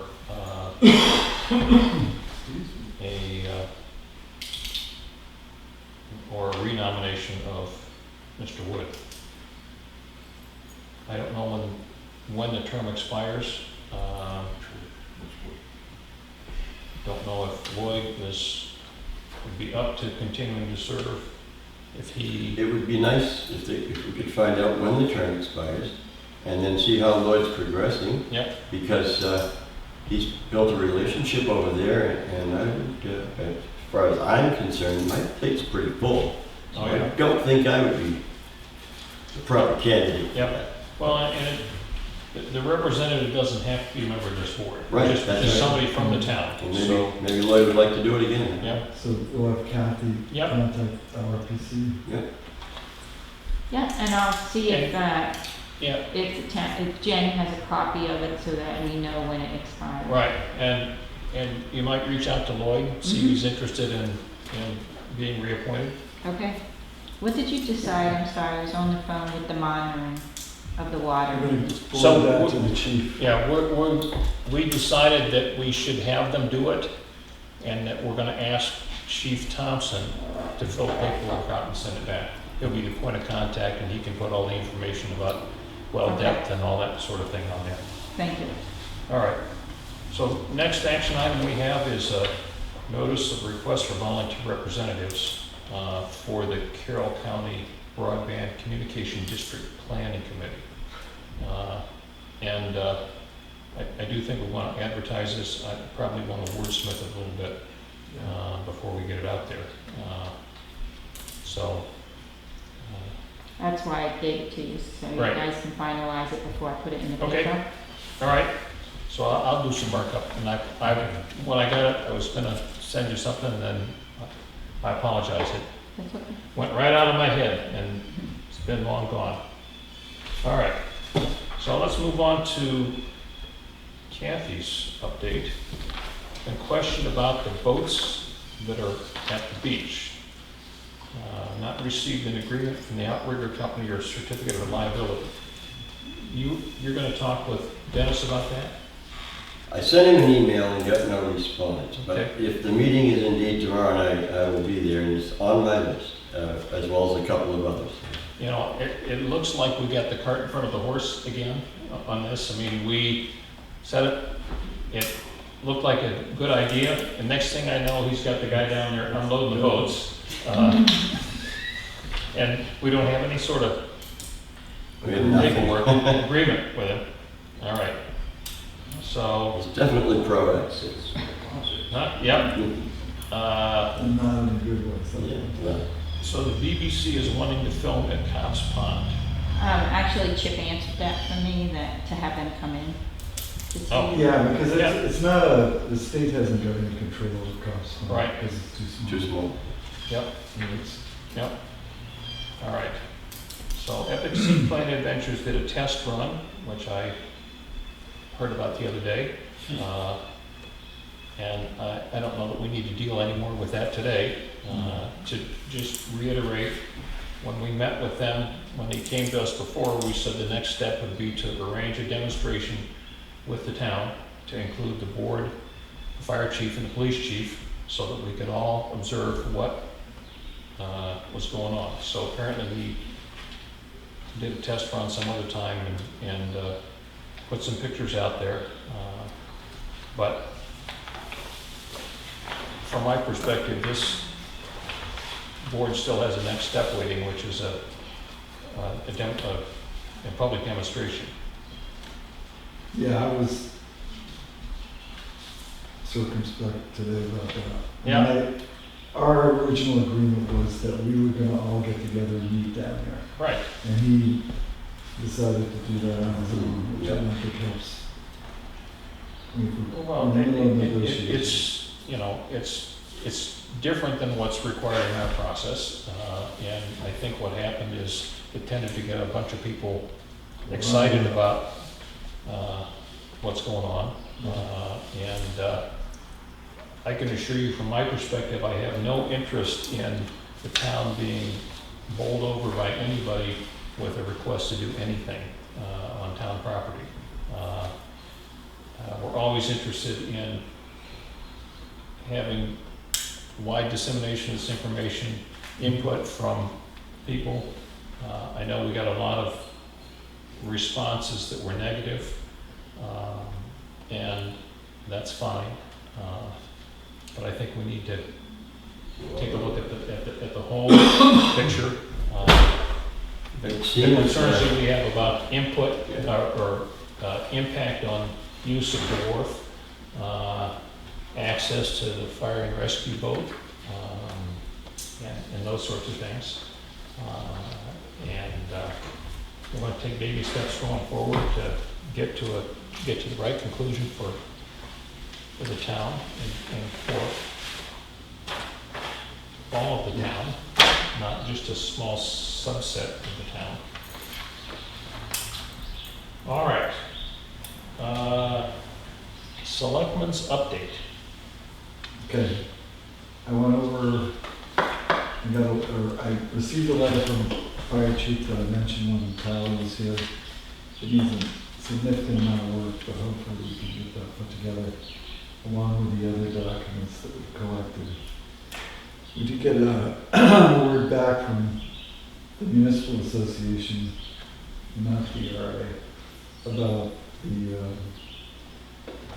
the possibility of having a TAN program, a tax anticipation note. Yeah.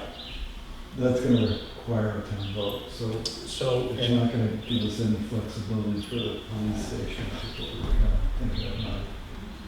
Right, so the question was if the town had ever voted to allow that. Do we know that? Yeah, I can't remember that we have. We can certainly research Yeah, it. so we want to go back through the old town reports and see if at some point in time, and I'm guessing probably within the last 30 years. I think Diane's working on this, is she Is she? not? I'm not Okay. sure. All right, good. You've got me out of loop on this part, I Yeah. don't know, Yeah. I'm not aware. Okay. Yeah, I'm not even certain that it's something that we need, but it came up. Jack Widner, the treasurer, and I spoke about it. And even if we don't need it for the police department, we may want to bring this up next year at town meeting, just to sort of kind of string around the sort of Right. cash flow issue, because that's all it amounts to is you can never borrow more money than you've got coming in, but if you don't have the money in, you still got to pay the payroll. Yep. And there's something else I did, but I can't for the life of me remember what it was. Was very important. It was earth-shattering. Guy? I've got an email from a citizen concerning the Lake Road and the Wharf Road, beaches and docks. Apparently, at least in his opinion, the Melbourne Wharf is in poor condition lumber-wise. He feels it might be a safety hazard for children. There's also gravel on it from plowing that might want to be removed. The Lake Road has not been mowed anywhere near the beach or the town's own property. Wants to know who's in charge of that. Docks and bridges are definitely in the road agent's purview. He has offered, if we give him permission, to mow the Lake Road area, if we can tell him where the property line is, to get it done. I did go up and look at both areas. The dock needs some work and the Lake Road area has not been mowed. I don't think it'd be to our best advantage to authorize a private individual to go down there and mow it myself. They're better off not saying anything. Exactly. But I guess check with the road agent. what his schedule is. Yeah, that would be my, I know right now he's busy getting ready to pave, but Yep. he does have a separate business and other obligations, I guess, to the town. I'd like to see. I'll give him a jingle, see if we can do something. That's all I have. I remember what it was. Yes. I did do the calculation on the Willand Road betterment. Yep.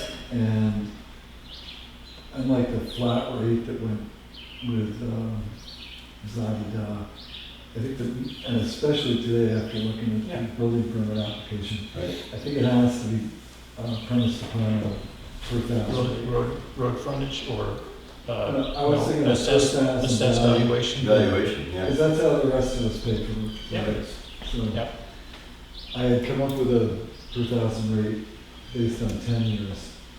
I'll bring it forward next Monday. I don't know how it will be. Great. No, it'll be a week Friday. Yep. Yeah. So would you put that on the agenda for our next meeting? Will and Road. Yep. Okay. Yeah, so the two things that we have to decide is how we're gonna apportion the cost and how long a period of time we're gonna extend the repayment out. I'll do it both ways, both Yep. in road frontage and assessed value. Great. So you can take a look at it. Good. And the third thing, of course, with that, and is the road agent coming next time? Is that, Yes. okay, so, we want him to, with us, develop a specific program for what he's gonna do, how he's gonna spend the money, how we're gonna account for it. I already requested that from him. Yep, I'm just reiterating that so I Okay. don't forget. But it's, just make sure that it's well covered. I'll remind him also. All right, I've got a few things to mention here. Let me start off with the fact that the governor's emergency order that governs things like behaviors associated with the coronavirus expires this coming Friday. And what that means is that municipalities' ability to run meetings remotely expires. So we revert to only the provisions that are allowed under the RSA, which doesn't include regular remote meetings. That doesn't mean that we can't broadcast meetings real time. It does mean that all participants have to be in the room. So I know, Kathy, you sent that out to all of the boards, committees, and commissions. Some are delighted that we're not going to have to deal with that piece. I know there are some that think sitting at home and doing it on the computer is great. Well, there's a commission or a committee that I'm a representative to that has a very severely compromised person for their immune system. And it is possible, it's possible for the quorum to meet in person and her to do it remotely.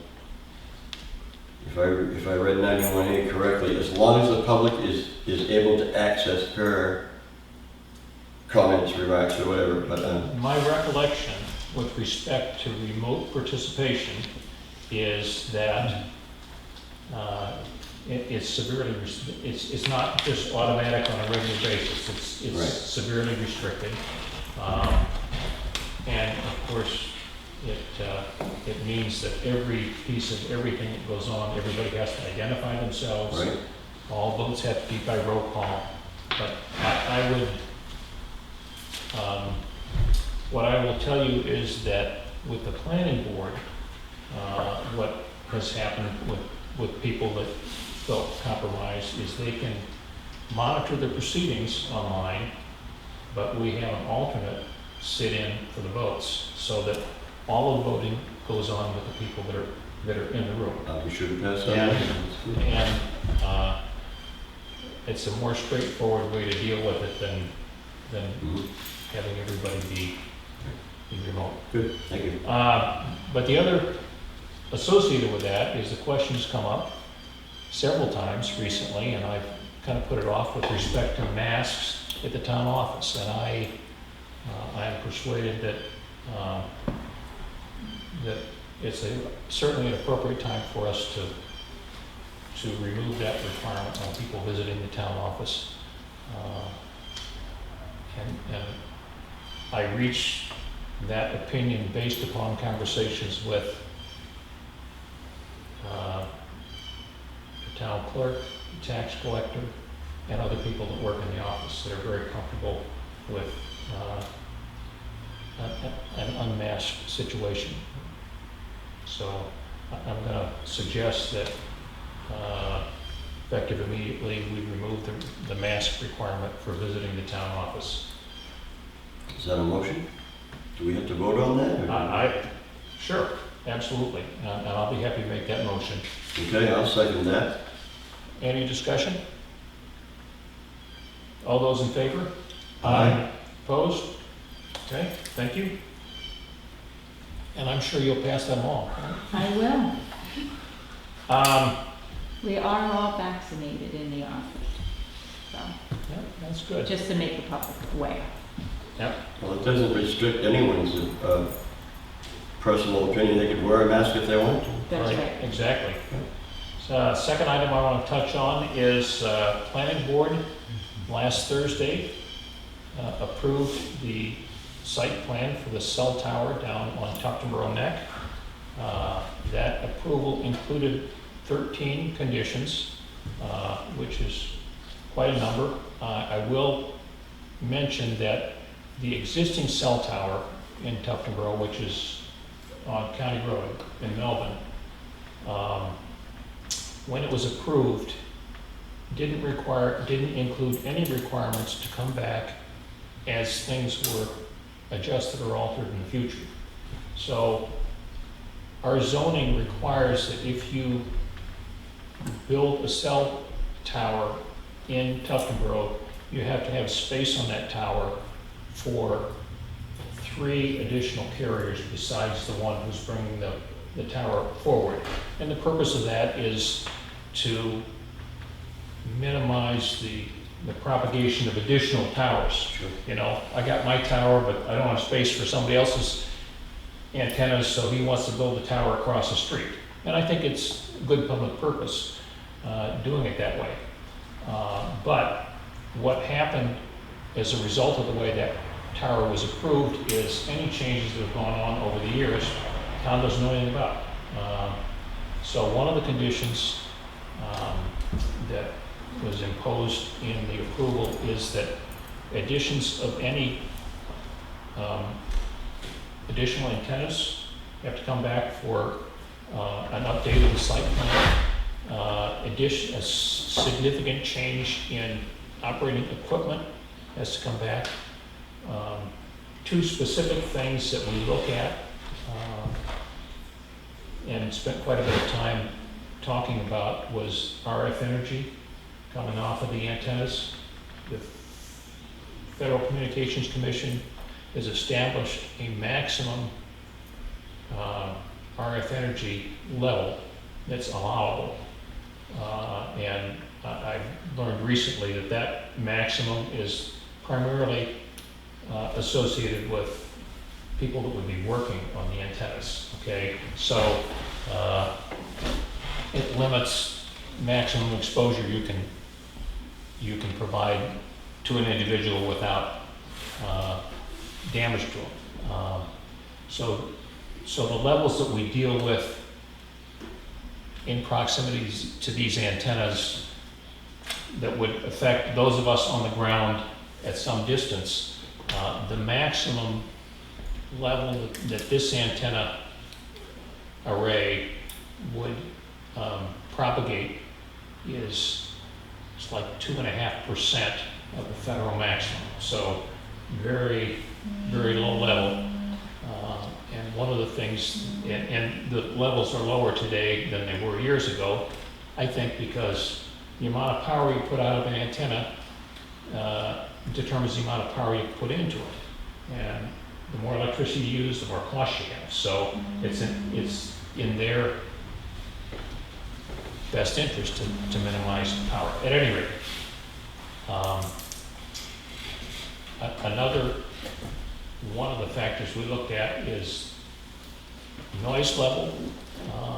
And the noise level is, we have a maximum specified in our regulations. And we're talking basically, the maximum would be, or the highest noise level is going to be achieved when it's running an emergency generator. These things are all set up today where they have backup batteries that will carry the load for something like an hour once the power goes off. And once the battery gets depleted, then the standby generator would come on and run it until regular grid power is restored. So there is a maximum allowable without a waiver under our regulation, and the calculated number for this tower is comfortably within that. But we have, two of the conditions that we have imposed include a documented test as built on noise. I mean, all of this is based on calculations today, but so once it's installed and operational, let's get a documented test with sound level, a documented test of RF energy. Again, all of the stuff that we have is based upon the model formulas that are used. So anyway, there are a number of conditions we put into that. It's a long, drawn-out process.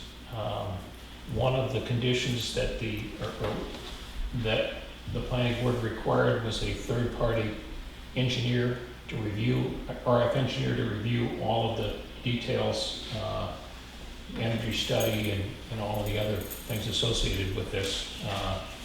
And he was, in my view, very helpful to the town's process.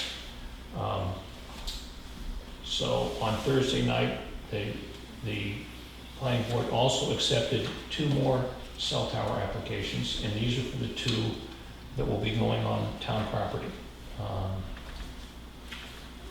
My guess is that our process is going to be a little more streamlined since we're up to speed on all the kinds of things that we need to pay attention to. We've already got an engineer involved. He requested copies of our lease agreements, and I had Kathy send those off just so he knows what alls we're dealing with. And he was very helpful, not only from a standpoint of the technical RF energy things, but he's dealt with a lot of communities and communication equipment issues over the years, and has a good sense for things to protect the community along the way.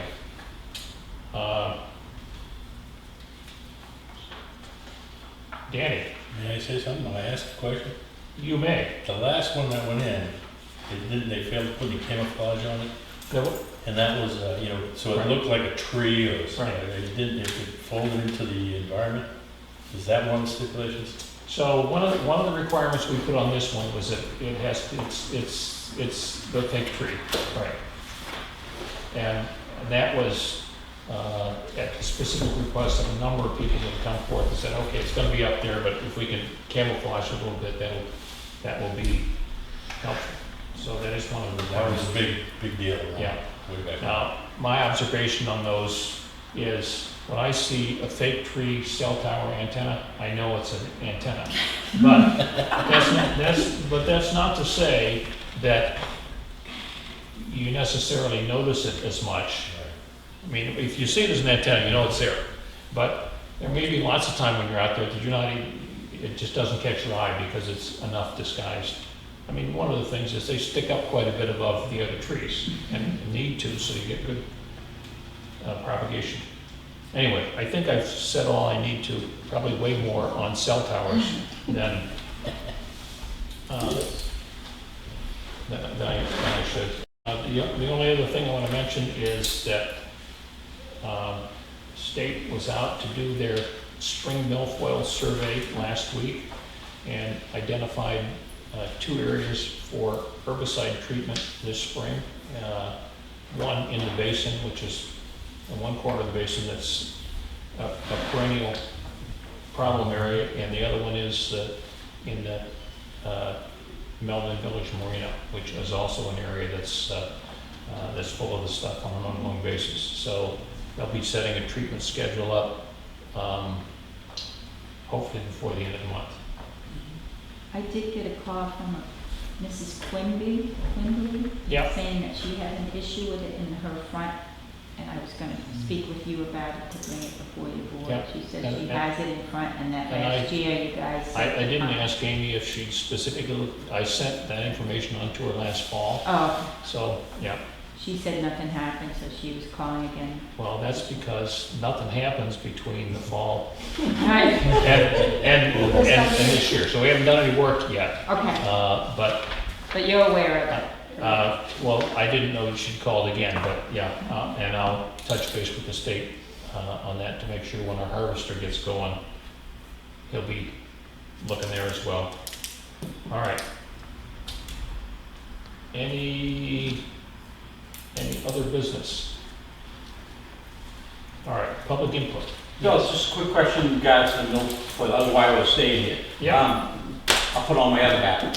I'm the treasurer of Pier 19 condominiums. I received a notice from a company contracted by the state, and I think it's a town, saying that the 19-mile bay area was scheduled to be treated this fall.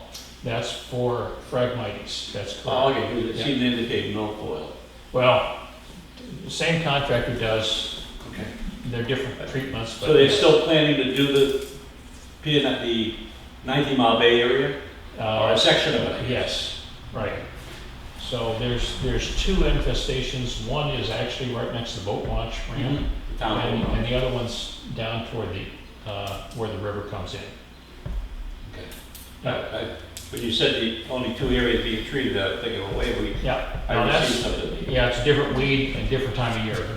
Yeah, it's supposed to be this fall. Right, right. Any other public input? No, the only thing I would have to say, if they did get aviation down there, they would probably have aviation gas, which doesn't have the ethanol. Right. Rather than people have to drive all the way to Osprey to get fuel without ethanol, they have it Is that a good thing? there. I think so. It is for my motorcycles. Yep. You know, I run my old cars on it when I When you can get it, Huh? when you can get it. Yeah, I mean, it's not convenient, but. Another comment? Well, Yes, sir. If you were going to do this exhibition flight, if that was going to happen, would that be noticed? In other words, would the general public be aware that that was going to happen? It will be publicized, all right? I can't say that it will be noticed, because noticed under law Yeah, I've already requires used the wrong word. newspaper and that kind of thing, but yes. Yeah. So, All of our meetings are public. yeah, Okay. and the intent is that people know when it's happening, okay? The gentleman made some inquiries about having a demonstration that wasn't known to the general public, and our answer to that is no.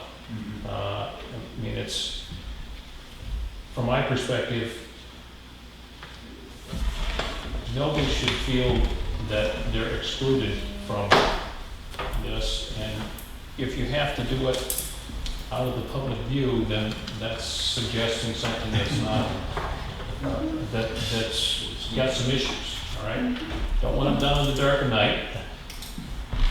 Now, having said that, Corruption stuff. that's- right, that's all having we said can do. that, some of what I've heard with respect to people that were gonna do what they could to ensure that planes couldn't land out on the water and, you know, get a big armada of boats out there, my first gut response is, let's grow up, you know? We're all adults, we're all members of the same community. We don't all have the same likes and desires, but it's important that the community recognize that among this diversity of things out there, we need to find a way that things can coexist. We're not prohibiting this, we're not favoring that. Just, there are concerns, issues, objections, let's get it all on the table, see if we can find a way to accommodate everybody. Maybe not optimally for everybody, but, you know, That's, what. a lot of what gets confusing is, or for some people it gets confusing, is the process. So we're gonna have a fly-in with the selectmen and everything, and it's gonna be treated just like this meeting. There's not gonna be any public comment, we're gonna do what we do, and then we'll come back here and then we can public comment. But ultimately, when we get to the point of saying, or giving some approval, there has to be a public hearing dedicated to that issue. So it isn't like it's gonna fall somewhere in the middle of a schedule some week that everybody's doing something else. It has to be stand on its own. And there's so many questions that haven't been addressed. I mean, whether it's gasoline spills, plane crashes on the ice, cost of the town, revenue stream, I mean, it just goes on and on. So I think we need to see how it affects the police and fire initially, because if there's a major adverse impact on that, then it kind of is an end game. It's the end of the process. So I really appreciate that, because I think there's a lot of misinformation out there, and also I'm not in favor of it, having a runway there, but I would never do anything to hamper anything from happening that, was not my job to do that. But there is a lot of misinformation out there, so what I love about this process, it gives us a chance to get all the required information out there, so everybody has the complete deck that they're looking at, and then it And you were here long enough during the meeting, I thought you guys were trying to figure out whether being a selectman might be a job that you'd like to take on. That's sort of why. But you got to watch Tyler Phillips, our engineer, talk about the reconstruction of 319. That's going to take all of next summer. Right. There isn't going to be anybody flying in during that process. Right. So if you're going to create a business that you know next year you're going to be out of business for at least a year, it seems like an odd way to begin. You can find, there's an old, on some of the older maps, there's a landing strip up by Black Island that parallels Black Island. Oh, Yeah. Carl Hansen Sr. and Courtney Lundquist, they had seaplanes, and they had, we got a package. They had seaplanes, and they used to land, it was designated on your nav maps, the navigation maps of that strip out there by the Black Island. The state It's a little taxi, but it's. The state has designated one, Yes. right up there, in 19 Mile Bay, so to speak. Well, there you go. It's already designated, that is their authorized landing and takeoff strip. But of course, once you're on the water, they're hooked. I thought that Yes. designation was for a permit to go forward with planning. It is, it's. I don't believe it is Yeah, a permit. you're right, but they have said they can do that, and that's where it would be. Yeah. Of course, but I remember Courtney quite well. Yes. Yeah, well, that strip is still on some of the old maps, so. Yeah. So that was one of the points about the disinformation, so that is not a runway approved, it's not even close to It's, being a runway Well, approved. my understanding is that A permit for a 10-year plan. with a float plane, you can land on open water. Once Not- additional, you're not going to restricted. get paying passengers. If you want to get paying passengers, and you can't, then you have to have a approved runway. It's the paying passenger piece that makes it, Yeah. it makes the necessity to have that runway. And that brings up another question from my perspective, or the board's perspective, is allowing a commercial operation on town property presupposes that that's the only guy with an airplane that wants to do this. We haven't put it out on the street for bidding, we haven't done any of that. And what's the revenue stream for that? I mean, there's been no talk about, what's the peer worth to your aeronautics business? Well, that was my question earlier when I asked about, is it going to be a dedicated spot? I mean, the building's price for a dock on Lake Winnipesaukee is anywhere from $3,000 to $5,000. So So is it, And is he gonna rent that spot I mean, from the town? another issue that crops up is if you want to stay within that, let's say, 4-hour parking limit that's currently there, and you call your plane a boat because it's floating on the water, what happens when the weather changes and you can't take off? Yeah. We can't Yeah. demand that you leave because it's a safety issue. So now all of a sudden you've got all of the impact that is a permanent storage of the airplane for a protracted period of time. The other thing I question about the commercializing the walk, if we want to use that word, if you give a person the right to run a commercial enterprise off of the walk, does that open up the can of beans of, say I want to go buy a food truck, and I now say I want to use it on the walk? But we have to review the As an food example. quality. before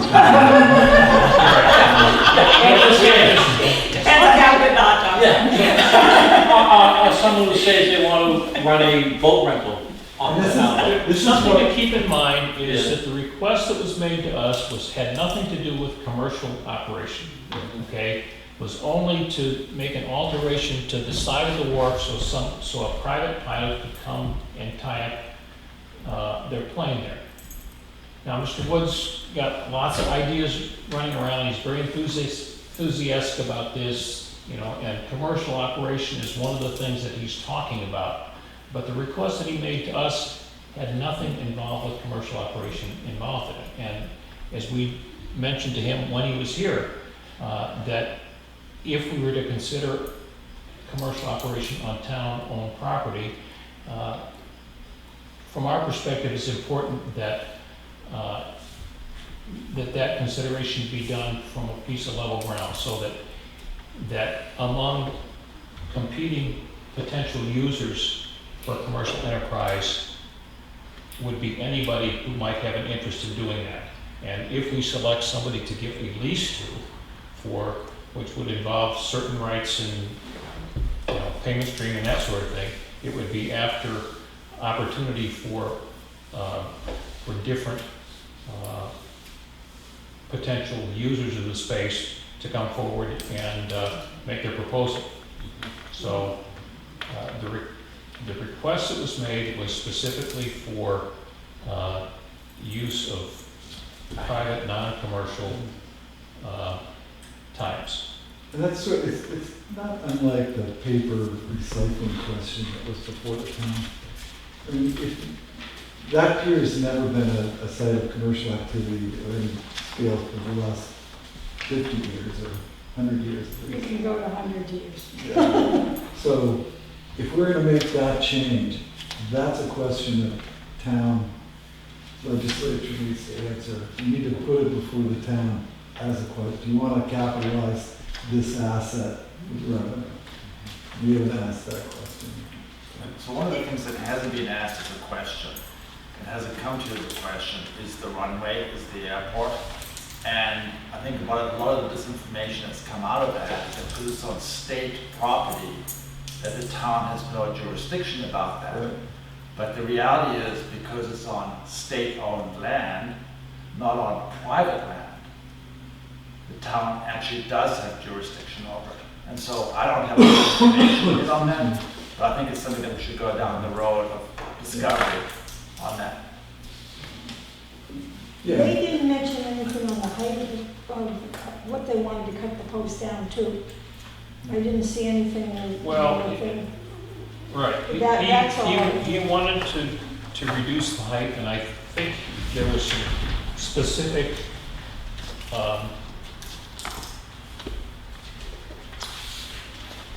number that he was talking about, but you heard us discussing today, as we rebuild this wharf, we may want to raise the level to protect the wharf more, and I have no idea how that would interface with the horizontal components of an aircraft.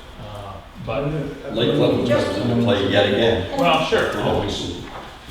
And if we have a high water level, the water has been over that before. Right. And the But there There is is what those Yeah. pilings are going to be part of the design. right, but there is an elevation Yeah. at which a dock or pier or wharf can be set to minimize the amount of overwash. Right. So what I hear is what we have today is too low. Yes. Lake So, level rising. Whether it's 6 or 9 or 12 or 15 inches above where it is now, as we go forward and look at rebuilding it, it's important that we, in my mind, that we build it to a level that minimizes the amount of oversplash we get. That's right. You're not ever gonna totally get away from it, but if you reduce the frequency, it's better. All right. Anything else, folks? The question on the boats that are being put on the town beach, I saw them all along the grass area sitting there. Are they gonna stay there as part of that arrangement? Because that's where everyone sits during concerts. Well, we don't know that yet. Right. Our representative to Parks and Rec is gonna straighten all that out. Hopefully tomorrow night. That is a program that Parks and Rec supports for outrigger canoes, much like the Polynesian style stuff. Right. And that's what you're Yeah, I've seeing seen down it, there. In my opinion, those have been put there prematurely. We have no contract with these people. We have no agreements. We have no insurance certificates. And tomorrow night at the Parks and Rec meeting, I'm going to address this with the Parks and Rec director. He's a really good guy.